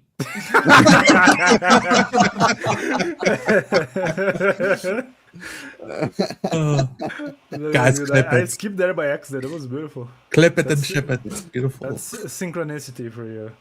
Friends look at the mouse guard box and are like, "Oh, wouldn't it be cool if we were like a party of mice? Play mouse guard. Be a party of mice." You like the idea of playing a game about wrestlers? Do that. You and your friends are in a game shop and you see a cover art and you're all like, "Sick. Play that." The reason I say this is because the emotional buy-in required in role-playing games and also like just the effort involved in learning rules is all going to be so much easier if everyone around the table can picture themselves having fun with this game. Conversely, if you pick up some like award-winning but like quite difficult game like Night Witches purely because like someone on the internet said it was amazing or because it won awards, you're going to have this uphill struggle getting your friends to put themselves out there. I'm skipping over. I'll have you know, awards are meaningless. The people handing out awards don't roleplay, so you don't have to. We need tabletop Gamergate, dude. We really do. Yeah.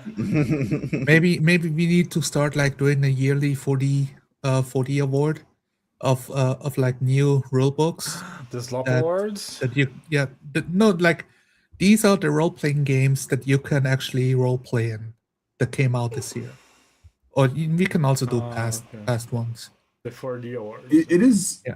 It is interesting because a lot of those games. I mean, I don't see you playing more than once in your life. Like, would you play like a campaign of Alice is Missing? That's not even the point of Alice is Missing, right? It somehow Alice is Missing is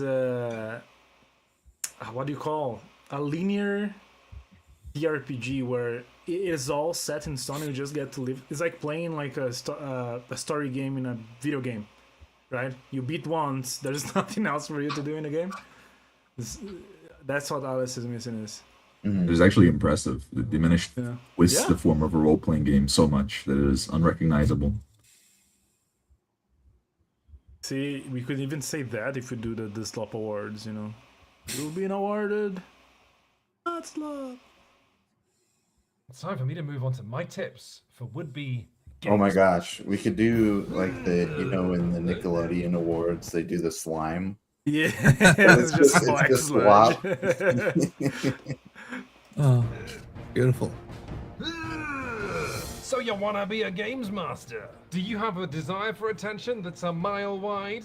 Do you have a And an inch Awful. deep. This is awful already. The mask peels The- off, you know. The millennial audience probably enjoys this quirkiness, unfortunately. I just love. Do you have a desire for attention? Like, yeah, masks off. That's what most forever GMs, right? Like, I am the master. You listen My to me. world. Yeah. Yeah. controlling streak? You find There's a specific type of nerd, right? Where he has been ignored for most of his life. No one cares about like his books. No one cares about the things he's done. And he sees D&D as his outlet to have a captive audience. Even if they don't come back for session 2, he'll get crumbs for 4 hours of a session. You'll get crumbs of their attention, and it just appeals to a lot of sociopathic people that don't have a lot in life, which is really a shame. finally want to put to some kind of positive use? Do these source books call to you with a siren song? Ooh, do you want to Why know would they? rules for hellbirds? Do you love the idea of being sat alone with a pencil and paper and designing a dungeon? That's awesome. Being a GM is some of the most fun I have ever had doing anything. And the first thing I want to tell you is forget everything you've seen on actual play, because real GMing does not look like this. It's past midnight as you finally arrive at the castle. It appears more made of shadow than stone in the anemic light of the full moon. Suddenly, up comes the portcullis and out strides Baron von Villen. You killed my daughter, he says, drawing the largest sword you've ever seen. And now you come for my home?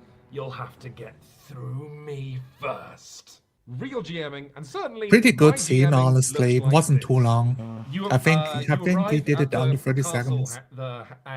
It's like late, but not that late. It's like probably about 1 in the morning. And the Yeah, that's horrible. It opens, bam, and the Baron comes out.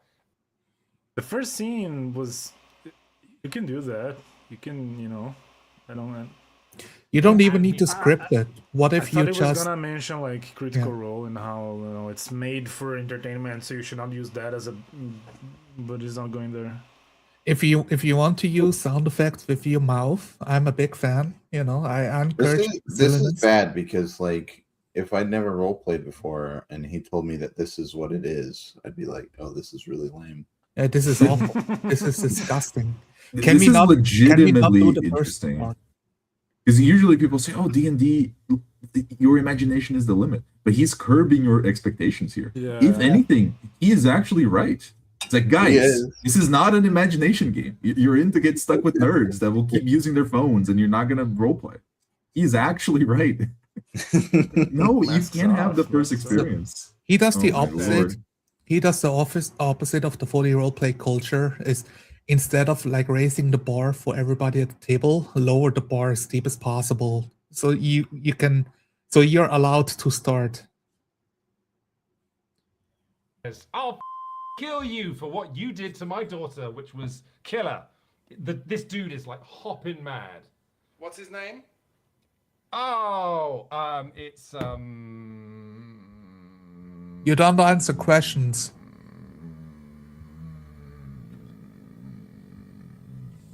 the tip. This is not your story.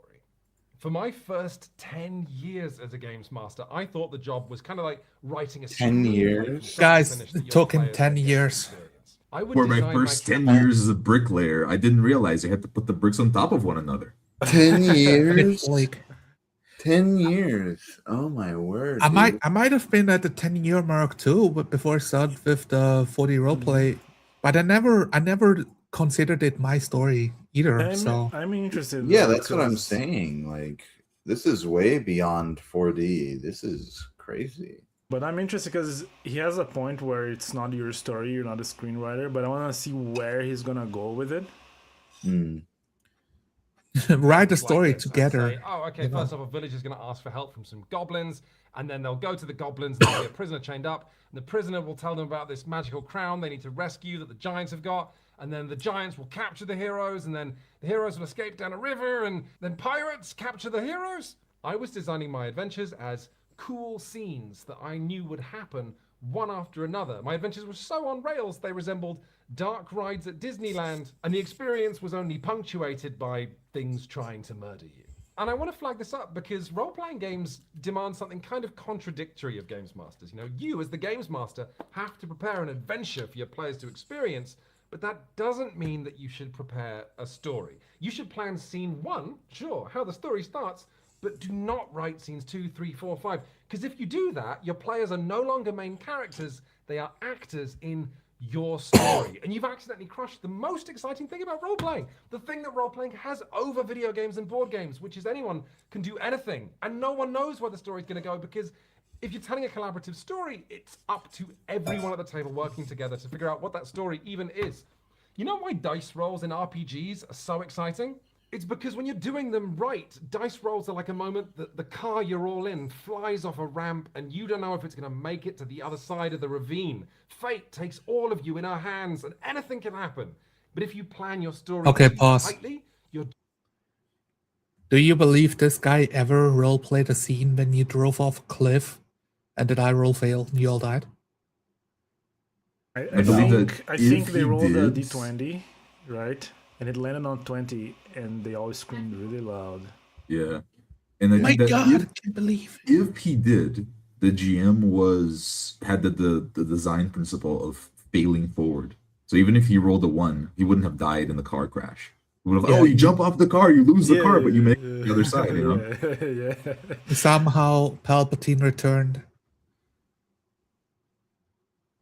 Exactly. Just pushing a car down some tracks. If you know what's going to happen in this scene and the next scene and the scene after that, you're robbing the dice of their power to force Yes, the story. I agree. So yeah, one reason the that I think you principle shouldn't there focus is too not much on just writing this absolutely amazing plot that then happens to your I mean, players it's not is bad that advice. I just freedom. don't believe The other him, you reason I know? think you shouldn't focus too much on plotting and instead just focus on giving This your is players the thing. playgrounds. Everybody says pause this real quick. when you Players watch their are- actual plays. If anything, I agree with most things that he said in this. It's part 3 in the video, right? Yeah. So that's weird. That's like you seeing the tweaker in the corner of the street, like developing sentience for the first time in their It's life. making too much sense. Yeah, it starts making sense. Well, it's like the tweaker he's like, yeah, this stuff has ruined my life, and then He's still injects the doing it. drugs. Here for plot. Full stop. Like this is a very funny thing about players, but it doesn't matter whether they've played like 1 campaign or 20 campaigns. Most players are going to be like this. Yeah, so I'm a warlock called Azrael, and I killed my own father, and I lost my arm in the fight, but I use my other arm to always roll cigarettes. I'm always smoking cigarettes, and I've always got a backpack, and in that backpack is my boy. Yeah, he's 3 years old, and he's called Vash, and his mother. My immersion is broken. I can see the camera, and that has no one in front of him. Just wanted to point out. So Albert. So what he is that's describing a here is whole weird. thing. So Right, and what brings you on the pause real quick. In a lot of slop games, you will get these extended introductions, and you even get people that will write like pages of character backstory. Yeah. That is weird because that is in a way an earnest desire to represent, well, not roleplay, but represent a Yeah. character in front of other people. Mhm. And they do this at the start of the game because that's the only time they actually have any agency in a game. Because when you start the game, like, you know, keep your arms inside the train ride at all times. But before the game, you can say, oh, in the past, my character was this, was that. You can actually kind of roleplay a little bit when the game is starting, when you introduce your character. It's really sad when you watch these games that character does something and someone says, oh, and I imagine he looks like this. Do you see like there is a degree of separation that I'm not even stating that my character is doing that, is that I imagine he's doing that because after all, the GM needs to say, otherwise it never happens. It's a very sad mindset. And it's related to Incredibly so, yeah. In a way, like this description has the most anchoring you will ever see from the player, because he describes rolling the cigarette, his arm missing, his child in his backpack, you know, crying "Wah!" or something, and then he will never anchor his character again. He'll just speak in character or ask the game answer questions when the game starts. And do you Yeah, think because the we'll ever GM know- will say stuff like, as you enter the wizard's tower, like he is playing everyone. Yeah. Let me walk. And the greatest tragedy here is that we'll never know how he can keep a backpack without an arm, you know. How does the strap Yeah. in, but we'll never know. quest to save the world? Oh, yeah. Yeah, what was the deal with that again? All players, including myself, are as self-obsessed as teenagers. So any plot you write is going contrary to where all your players want to go. What your players want to do is they want to be cool characters and be in cool situations. And the best thing you can do as a GM is just be a fan of those characters and give them situations to be cool in. To hell with your plot. Okay, let's take that low-level D&D. I really so being like there's this classic advice, oh, just be a fan, you know, support whatever your players are up to. Give them the spotlight. You don't have to. The thing you do is, guys, so what do you want to do when we play this game? What's the premise? And you agree on a premise. Now the players can make a character based on that premise.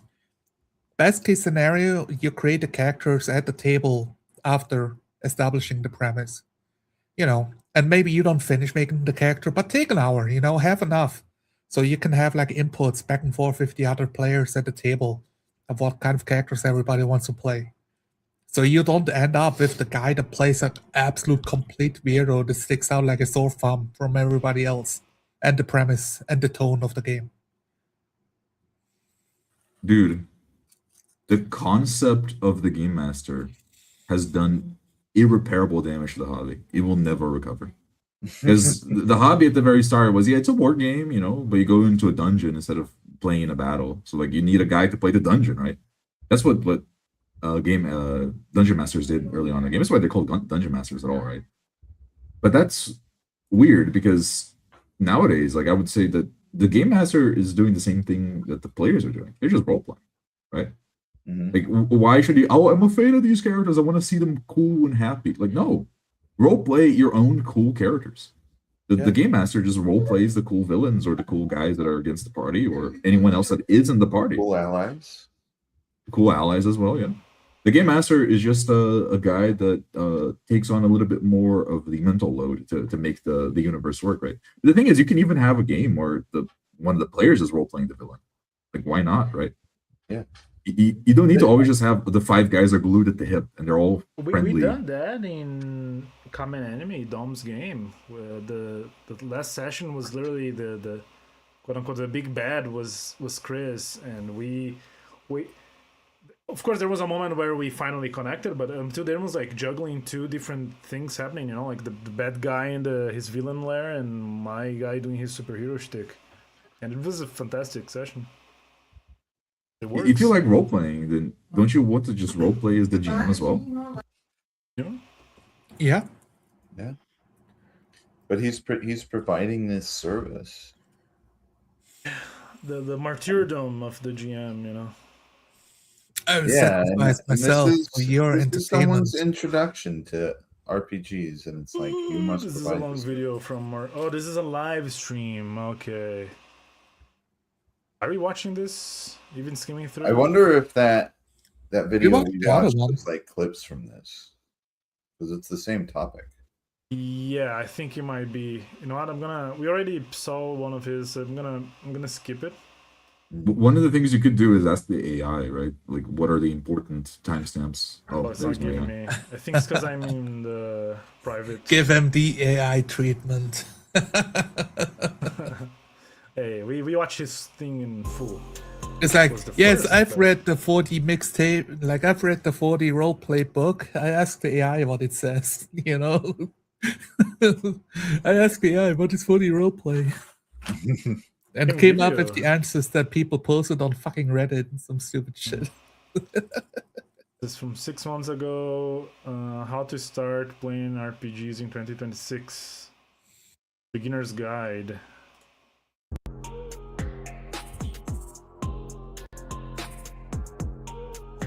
All us old people, we always, think we had it a lot tougher back in the day. But I think this genuinely is an example of how tough it was. Because for me to get into the hobby, I'm going to take you back to 1992. I was a very depressed sort of Nobody teenager. cares. I just had a split up with my skip the current intro. girlfriend at the Look, I'm gonna it's take you his through it's this his video, but- YouTube. He can tell his story, okay? Yeah. Well, I'm it's my fine. attention. It's my attention, and I can give it where I want. Sure. I mean, we literally have the function of skipping ahead, you know. It's Yeah. fine. And he the did first do thing the you need to really timestamps look for at you. Yeah. is So- what do you want to be playing first? Because that's where it all begins. Because you can either join someone else's game, which we'll cover in a later point on how you join other games, but I tried to do most of my videos from the side of the Games Master, which is the bit that I enjoy the most. Don't get me wrong, I love being a player, but a Games Master means I can play the game I want to play, as in the genre, whatever it may be.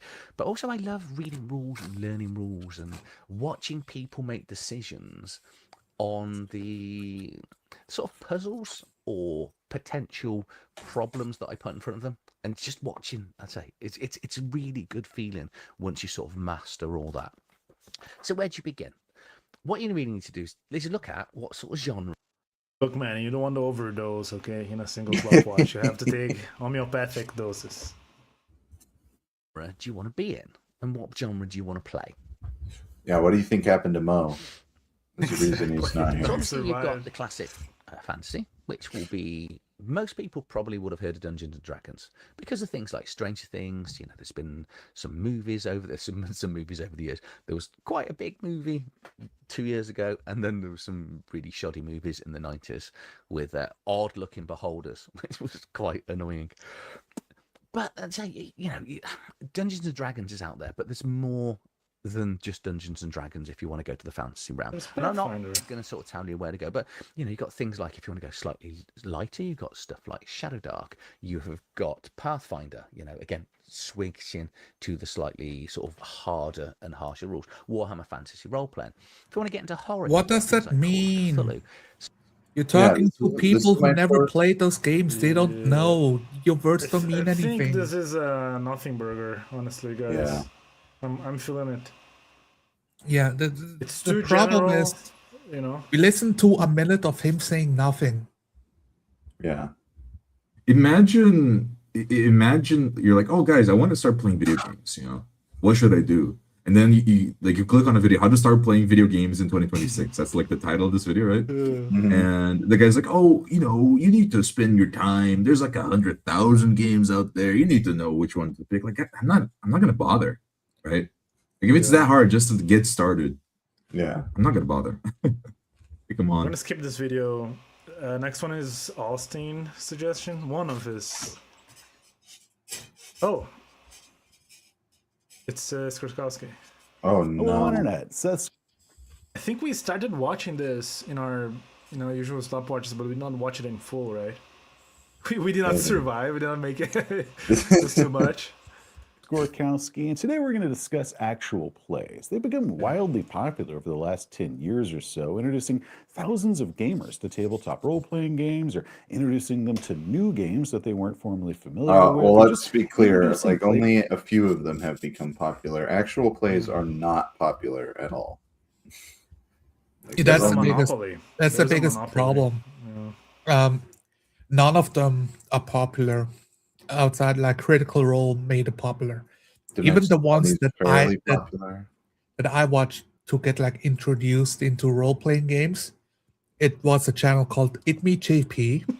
He had live stream. He has a YouTube channel, but I watched him because of his StarCraft podcasts, and for some reason they decided to be nerds and play D&D like AD&D on Twitch. So the audience got transferred into this nerd hobby as well, got introduced into the nerd hobby.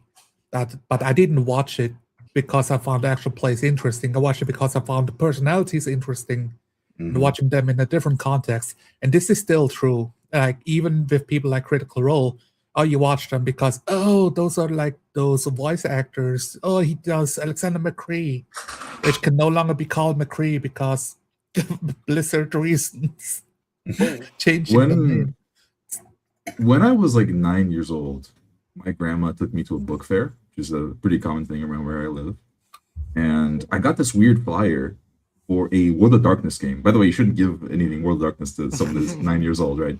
But I got this weird flyer, and I remember the flyer. It was a flyer for the Werewolf role-playing game, Werewolf the Apocalypse.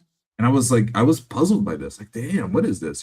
Because the flyer was like, oh, what if you were the one writing the book? I'm like, oh, this is cool.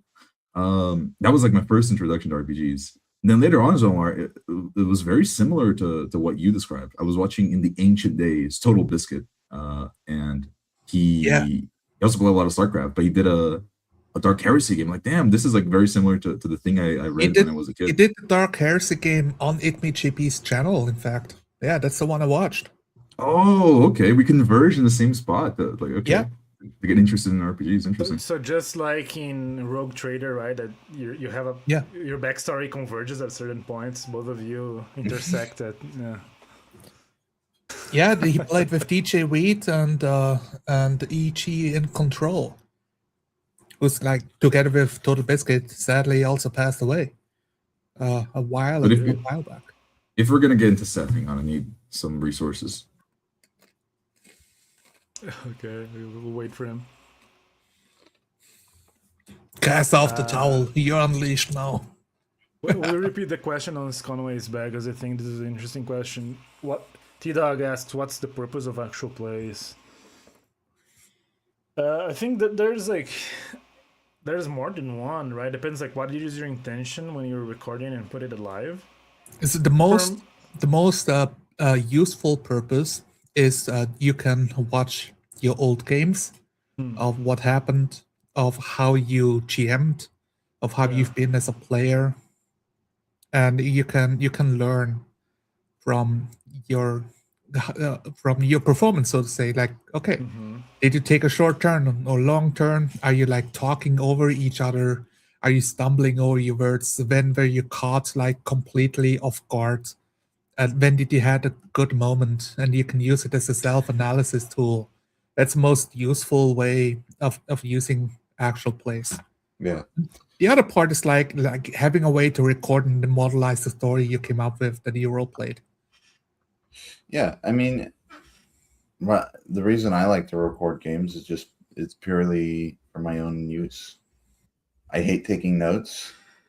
It's very useful to have a recording that I can just flip through to remember what happened.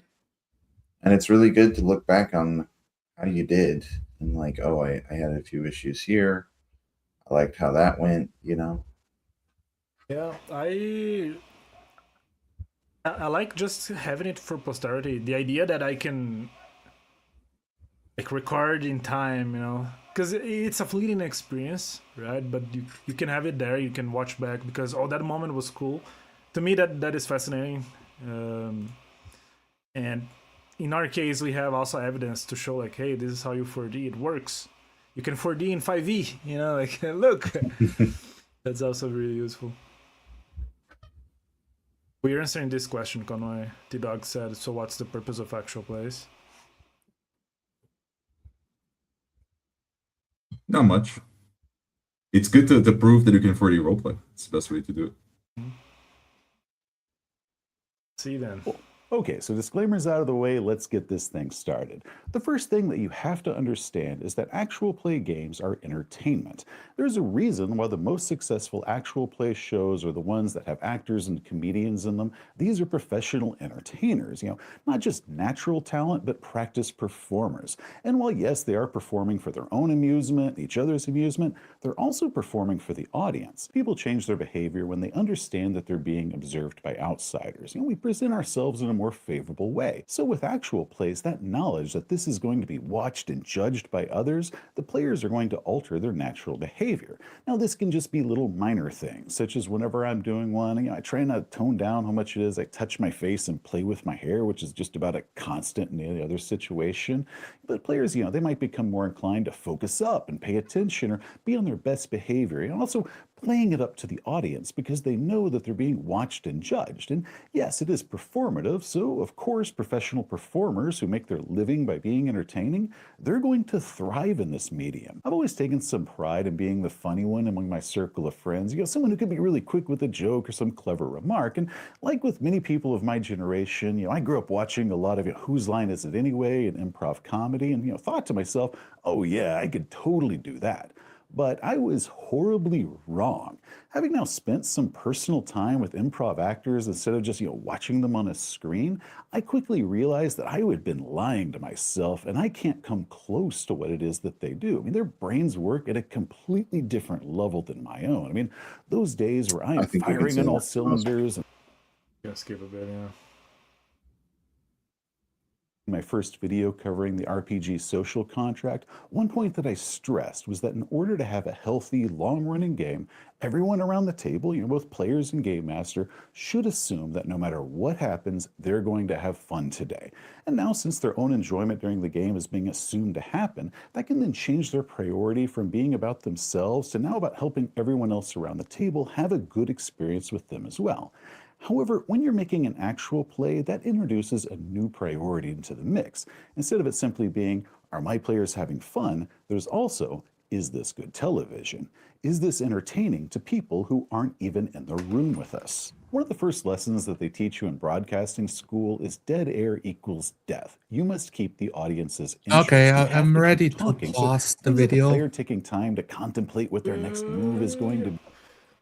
He's made the point, right, for actual play becoming a point of entertainment which is why you get voice actors instead of role players. Like, he's not saying that part out loud, but most of these people, voice actors, professional actors, cannot role play. And most of it is because you need to shift your mindset to do that. But if you're worried about performing for an audience, you can think about how your character would react. You know, because you're spending all of this energy in a completely different reaction, even to the point of like, oh, you're entertaining the other players at the table. What if you don't have to?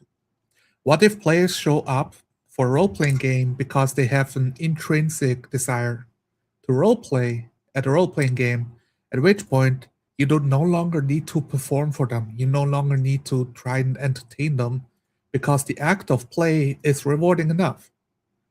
And for an actual play that you want to put on as a show, the same.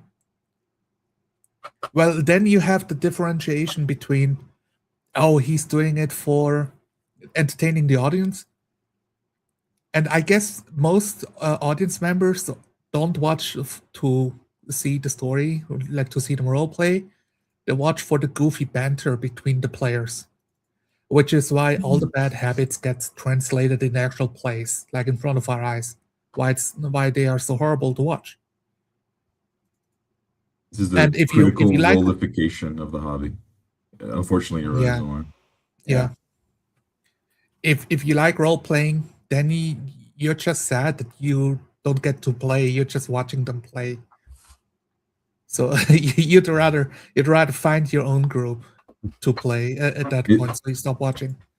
It's role playing cuckoldry. That's what it is. Like, damn, I wish I was a player. I wish I could get to actually play. And you get people that are like, "Oh, I'm a forever GM," right? Like, dude, have you considered not even being a GM when you GM, right? You can just role play. Big Drew. Yeah. Ooh, I love Grog, my He guy. watches this guy. Yeah, me doing that. But it is interesting. You can see a shift in the hobby ever since Critical Role. And one of the things that happened ever since Critical Role is that you have a lot of people trying to push actual plays. And yeah, it really did a lot of. So this is like a point that's been talked to death in the hobby itself, right? And you have like people like deniers, but no, you can see that it very clearly changed. Perhaps it didn't change much compared to certain play circles, right? Because if you think about it, they were entertaining people even before Critical Role. That's how Critical Role got started, right? With a GM as entertainer. Mm-hmm. This like GM as dance monkey thing is really interesting because at the very start it was the other way around. It was the players were kind of like dance monkeys for the GM. Well, this is my dungeon. You will die in my dungeon. You know. Yeah, it's entertaining the game master by like how you gonna survive this time. You know, show me your medal. Yeah, and I will posit that this is just as childish as the previous iteration, which is the players trying to survive a dungeon, right? It is. I do think that it is childish for you to partake in a hobby in which you are a service provider to your friends and you're not even paid for it, right? Now, don't get me wrong. There are like circles where like, oh, come to my house and I'll bake you cookies or whatever. That's normal. But the expectation there is that host is fine. That's being a host. But the expectation there is that you will have a host to you later, right? It's like, yeah, I'll go to your house and I'll cook for you, and then I'll go to your house and you cook for me, But in RPG circles, you get these people that want to be entertainers, and they'll just forever be relegated to the role of GM. I was looking here. Like he talks about editing. I think we got a gist, but he does have a section power of money, and I think he might say something different here. So it's also like the thing is, I agree with his points broadly of like this is the reason why people do it, but I disagree that it's popular, or like that it's like, oh, so many people, like as we said, the monopoly is real. Yeah, you watch the most popular people and you ignore everybody else. And I did watch a bunch of B streamers, like less than 1,000 subscribers, because I I liked their personality and how most often they don't play with the mask on. They just play as themselves and then role play a character. So I get this parasocial relationship. And with Discord becoming a thing, you could also join the community and sometimes role play with them. And it would be an avenue to find players. Mm. You get to see them role play. You can see like, do I like this or do I not like this? Join the Discord, play with them, do your own group. So it served another purpose on top of actual watching the actual play. That is an interesting way to put it, right? The barrier to entry in a role playing game is so low that it is perhaps the easiest internet circle for you to actually get to interact with the person that is providing you entertainment. What I mean by that is, right, are you going to play like a video game with your favorite streamer? Not very likely. But No. when it comes to your favorite tabletop RPG GM, they probably have a Patreon. Oh, if you pay me $20 a month, I will run a game for you. You know, most of them have this, so that is interesting, right? Like the barrier to entry is lower compared to most things. Well, it's such a niche hobby. True. Like, it's so small, and You probably won't get to all of play these like, communities are so tiny. yeah. Like Critical Role is the biggest one, but how big are they really? You know, when we compare to other mediums like video games. Yeah, the thing is with Critical Role, we can diagnose the problem and figure out how to fix it. Because by analyzing Critical Role, I'm not making judgment calls on the people at the table. They're literal stand-ins for all the tables out there that have the exact same problem they have. Mhm. You know, so it's no longer personal talking about their games. At least it's not for me. I don't know them. I watch them, you know. I watched them for years, honestly. But I don't know them. I've never seen them in real life. I never talked to them. So therefore I can analyze their games without hurting any feelings. Because how could I? They don't know me and I don't know them. We can just talk about roleplay.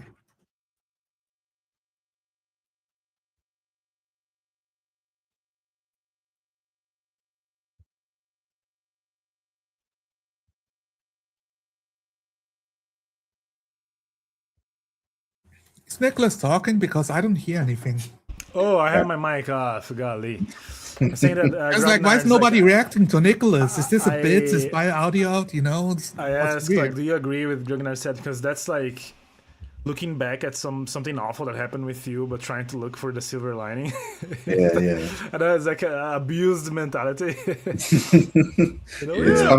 coming to acceptance. It was good that I crashed my car because then at least I got to meet my wife at the hospital, you know? Yeah. Well, at that point, yeah. This Plainsman showed up. Hey, Plainsman. Our favorite bison. But let us proceed here. I really want to see what he's going to talk about money when it comes to actual plays. Talk about Let's do money. it. Most actual plays don't pay much, if anything at all. But once they start gaining a following, money starts becoming involved. You know, once you got things like patrons and view numbers and ad sponsors and merchandise, you know, that can start totaling to several hundred to several $1,000s a session for every single player around the table. And then, of course, once you've got that, you can start affording better recording equipment, you know, crews, sets, artists to draw pictures of our plucky heroes, you know, modelers to construct really cool terrain pieces that we can have at traumatic scenes, and everything else that should hopefully improve the production value of our show and draw more people to watching it and make us even more money. And once again, there's nothing at all wrong with that. You know, By the making a way, living by getting to just play. Since he's talking about it, I think he's completely dead wrong on every level. People don't care about the production value. Quite literally, as we analyzed, they watch because they like the people playing the game. Yes. So that's all they care about. Make sure we can hear them and we can see them. Mm-hmm.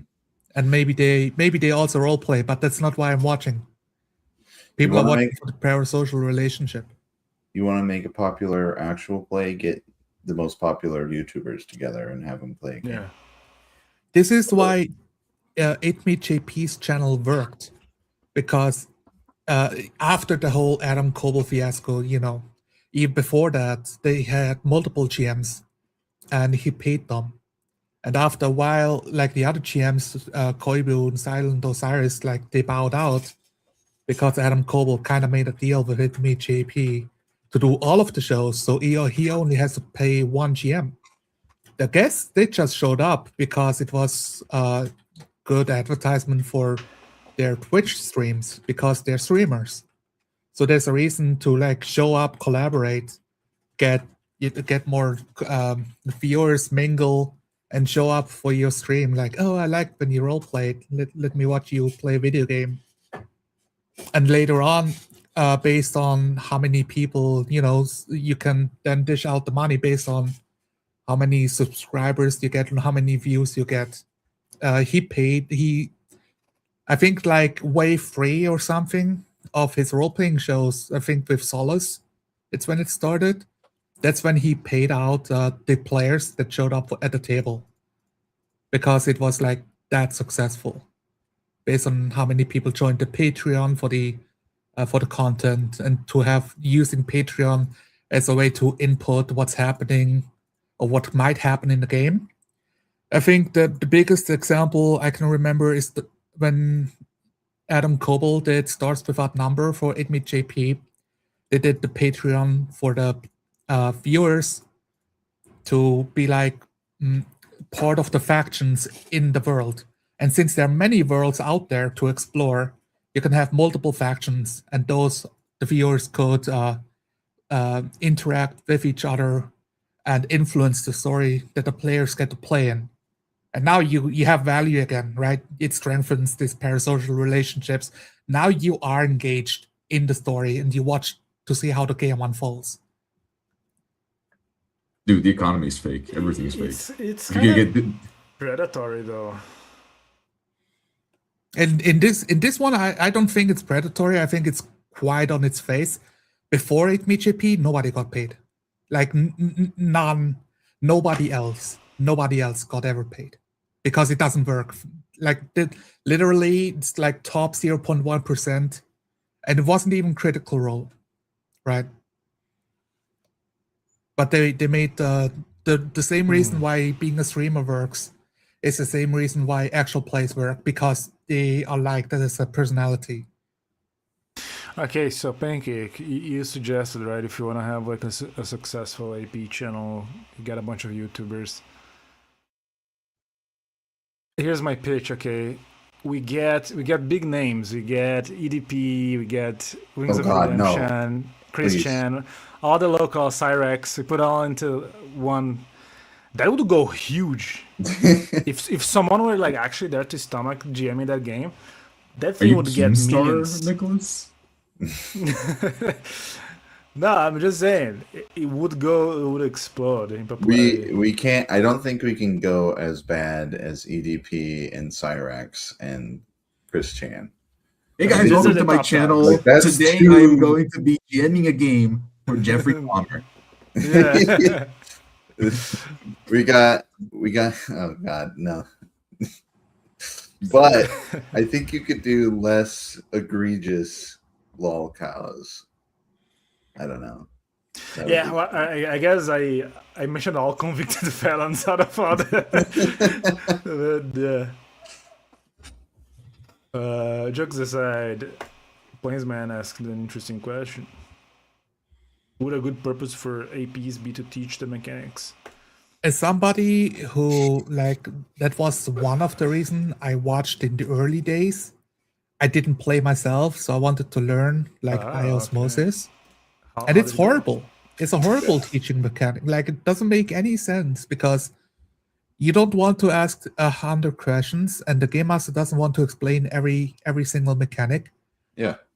And the few ones that I did watch, I think it was games like The Burning Wheel. Watching that and having to explain the mechanics and playing through the mechanics just slows down the game even more. Yeah. Burning Wheel is so thick. The If better you want to part, be if you want to be just entertained, there's record- something better, and if you want to learn the mechanics, there's something better. So why would you pick Yeah. this weird? You half-child? record your session and then you edit it and use it in a voiceover. It's actually good, but no one does that. Yeah, like You do a tutorial. voiceover video talking about the mechanics, and then you use your actual play as examples that you cut to. If anything, watch session zeros, because that's where they talk with the players about rules that might be problematic or come up and that are confusing. I do want to, while we're on this topic, I do want to bring these guys up. Here, Nicholas, I sent you a screenshot. Yeah. So these guys have a ridiculous, like, quality. Like, they have a whole set production quality. They have a ridiculous production quality. They have sponsors, right? They've got Hero Forge and Dungeon Terrain sponsor and stuff. Trying to get keep on talking. But that video that screenshot comes from, it has 1,000 views. You know, I'm taking a while here because I don't want to dox you. I don't want to show your Discord username. Live. Gotcha. You get the video instead, right? Yeah, I can You send me a them. screenshot. I mean, If it's a halfway picture, done now. throw the picture up on your I'm halfway browser. done now. I got a picture. I downloaded the picture. Okay. There you I go. feel like even if you dox Pancake, like his exact location, people wouldn't know like which of the two doors to enter the room through. Yeah. They'll trip the That trap is in one why. of the doors. Oh yeah, So, this like, game. Yeah. Yeah, like look Right. at they built a whole set for this. Yeah. Sponsored by Vallejo, right? Sponsored by Hero Forge, Hero the Forge, Ultimate yeah. Game Master, Sirenscape, yeah.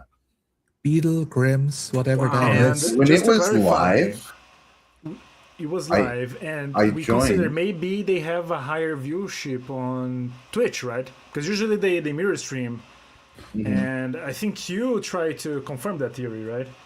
yes. to their Twitch. So we were on YouTube live. They had 30 viewers live. Something like that. Yeah, I think So so. then we went to It Twitch. was a premiere actually, but yeah, Oh, live. premiere, yeah, but still.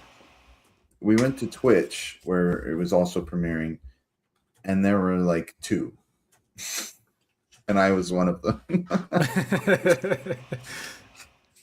Actually, it's probably you are one of them. And the other one is Nightbot or something. The chat command bot.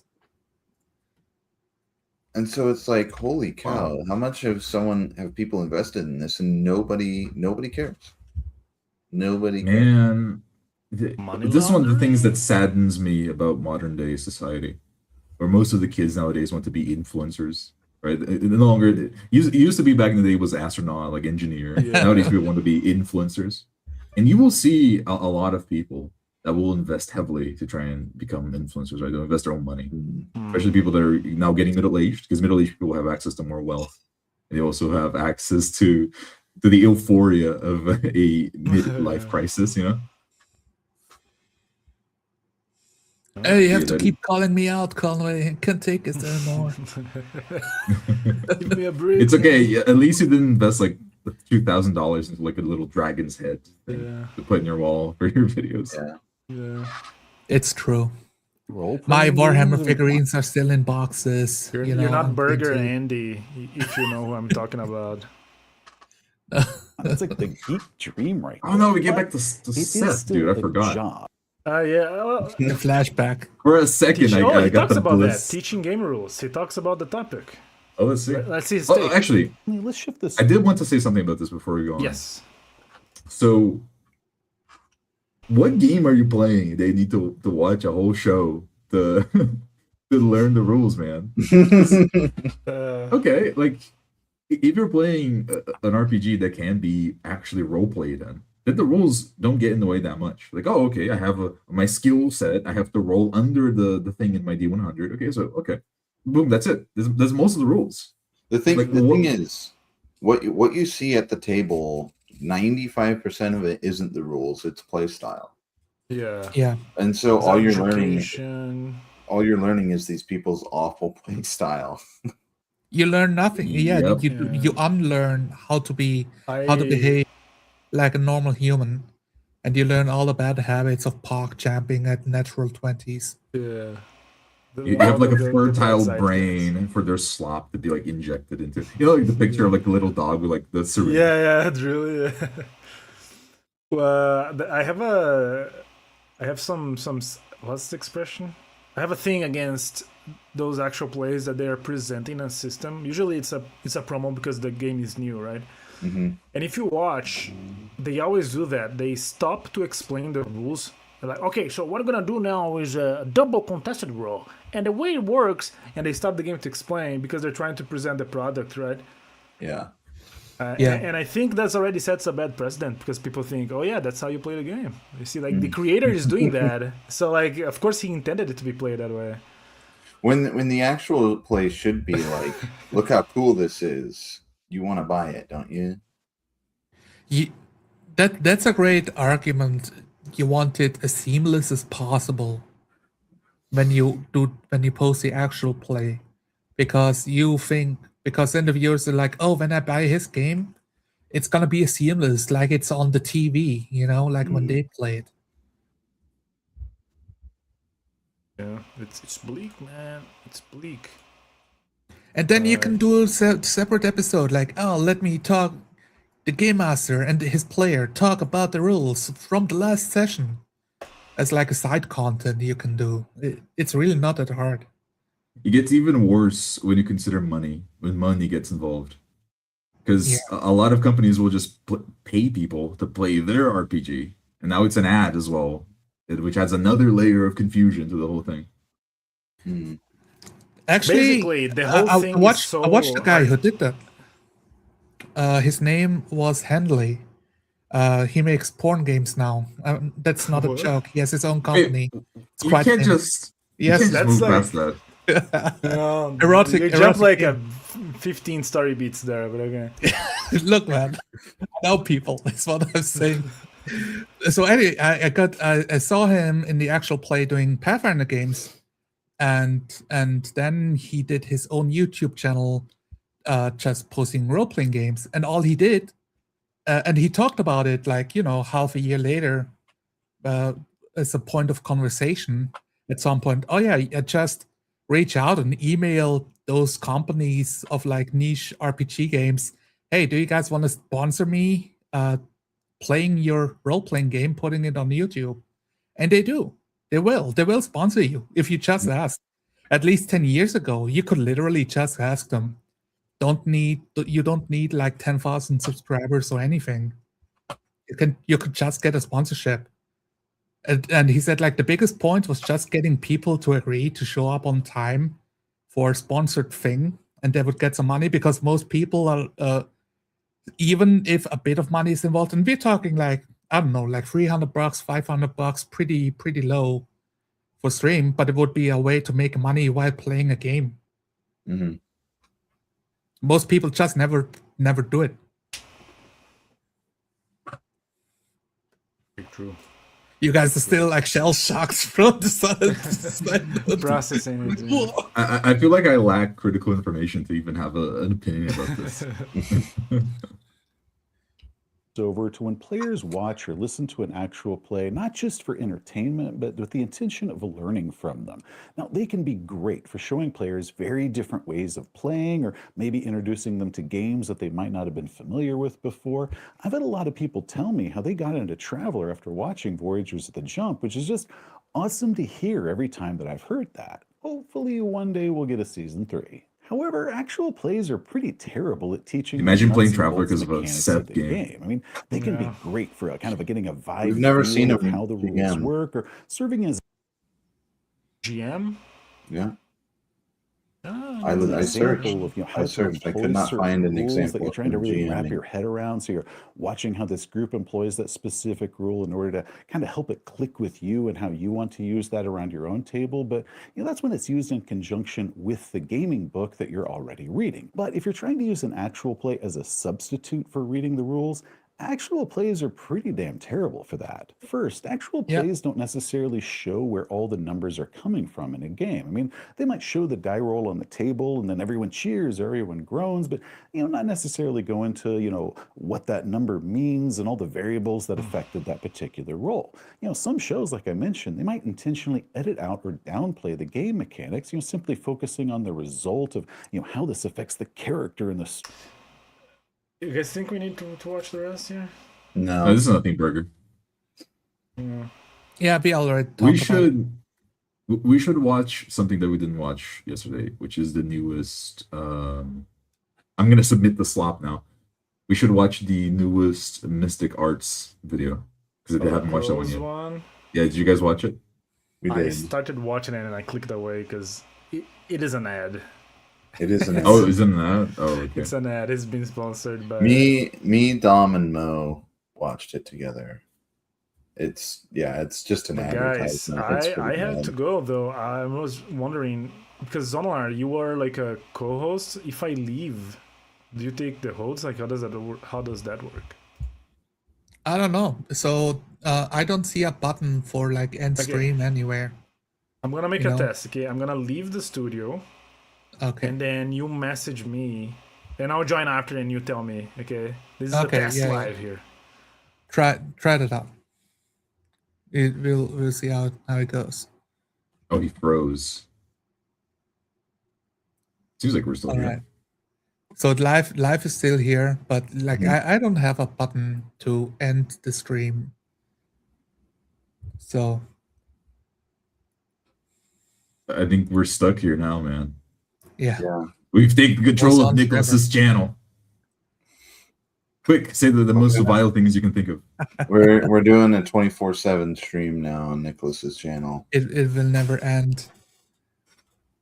Yeah, now he just has to sit in the sidelines. He can't- Okay, so you cannot. Does not give you permission to end the stream.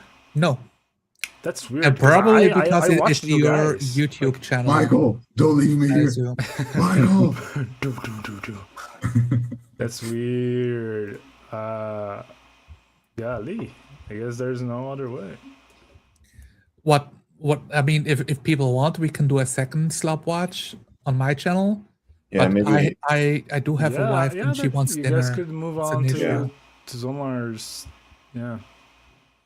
I think we can call it here and take a bit of a break. And Yeah. maybe come This whole back thing was to. impromptu anyway, right? It's very. I need to get this open because I don't have a corkscrew. I just remembered. So, it's gonna be interesting. This is the wine from your land, Nicholas, in the south. Oh. There So- you go. You do So have it's grapes it's here. gonna be over for now.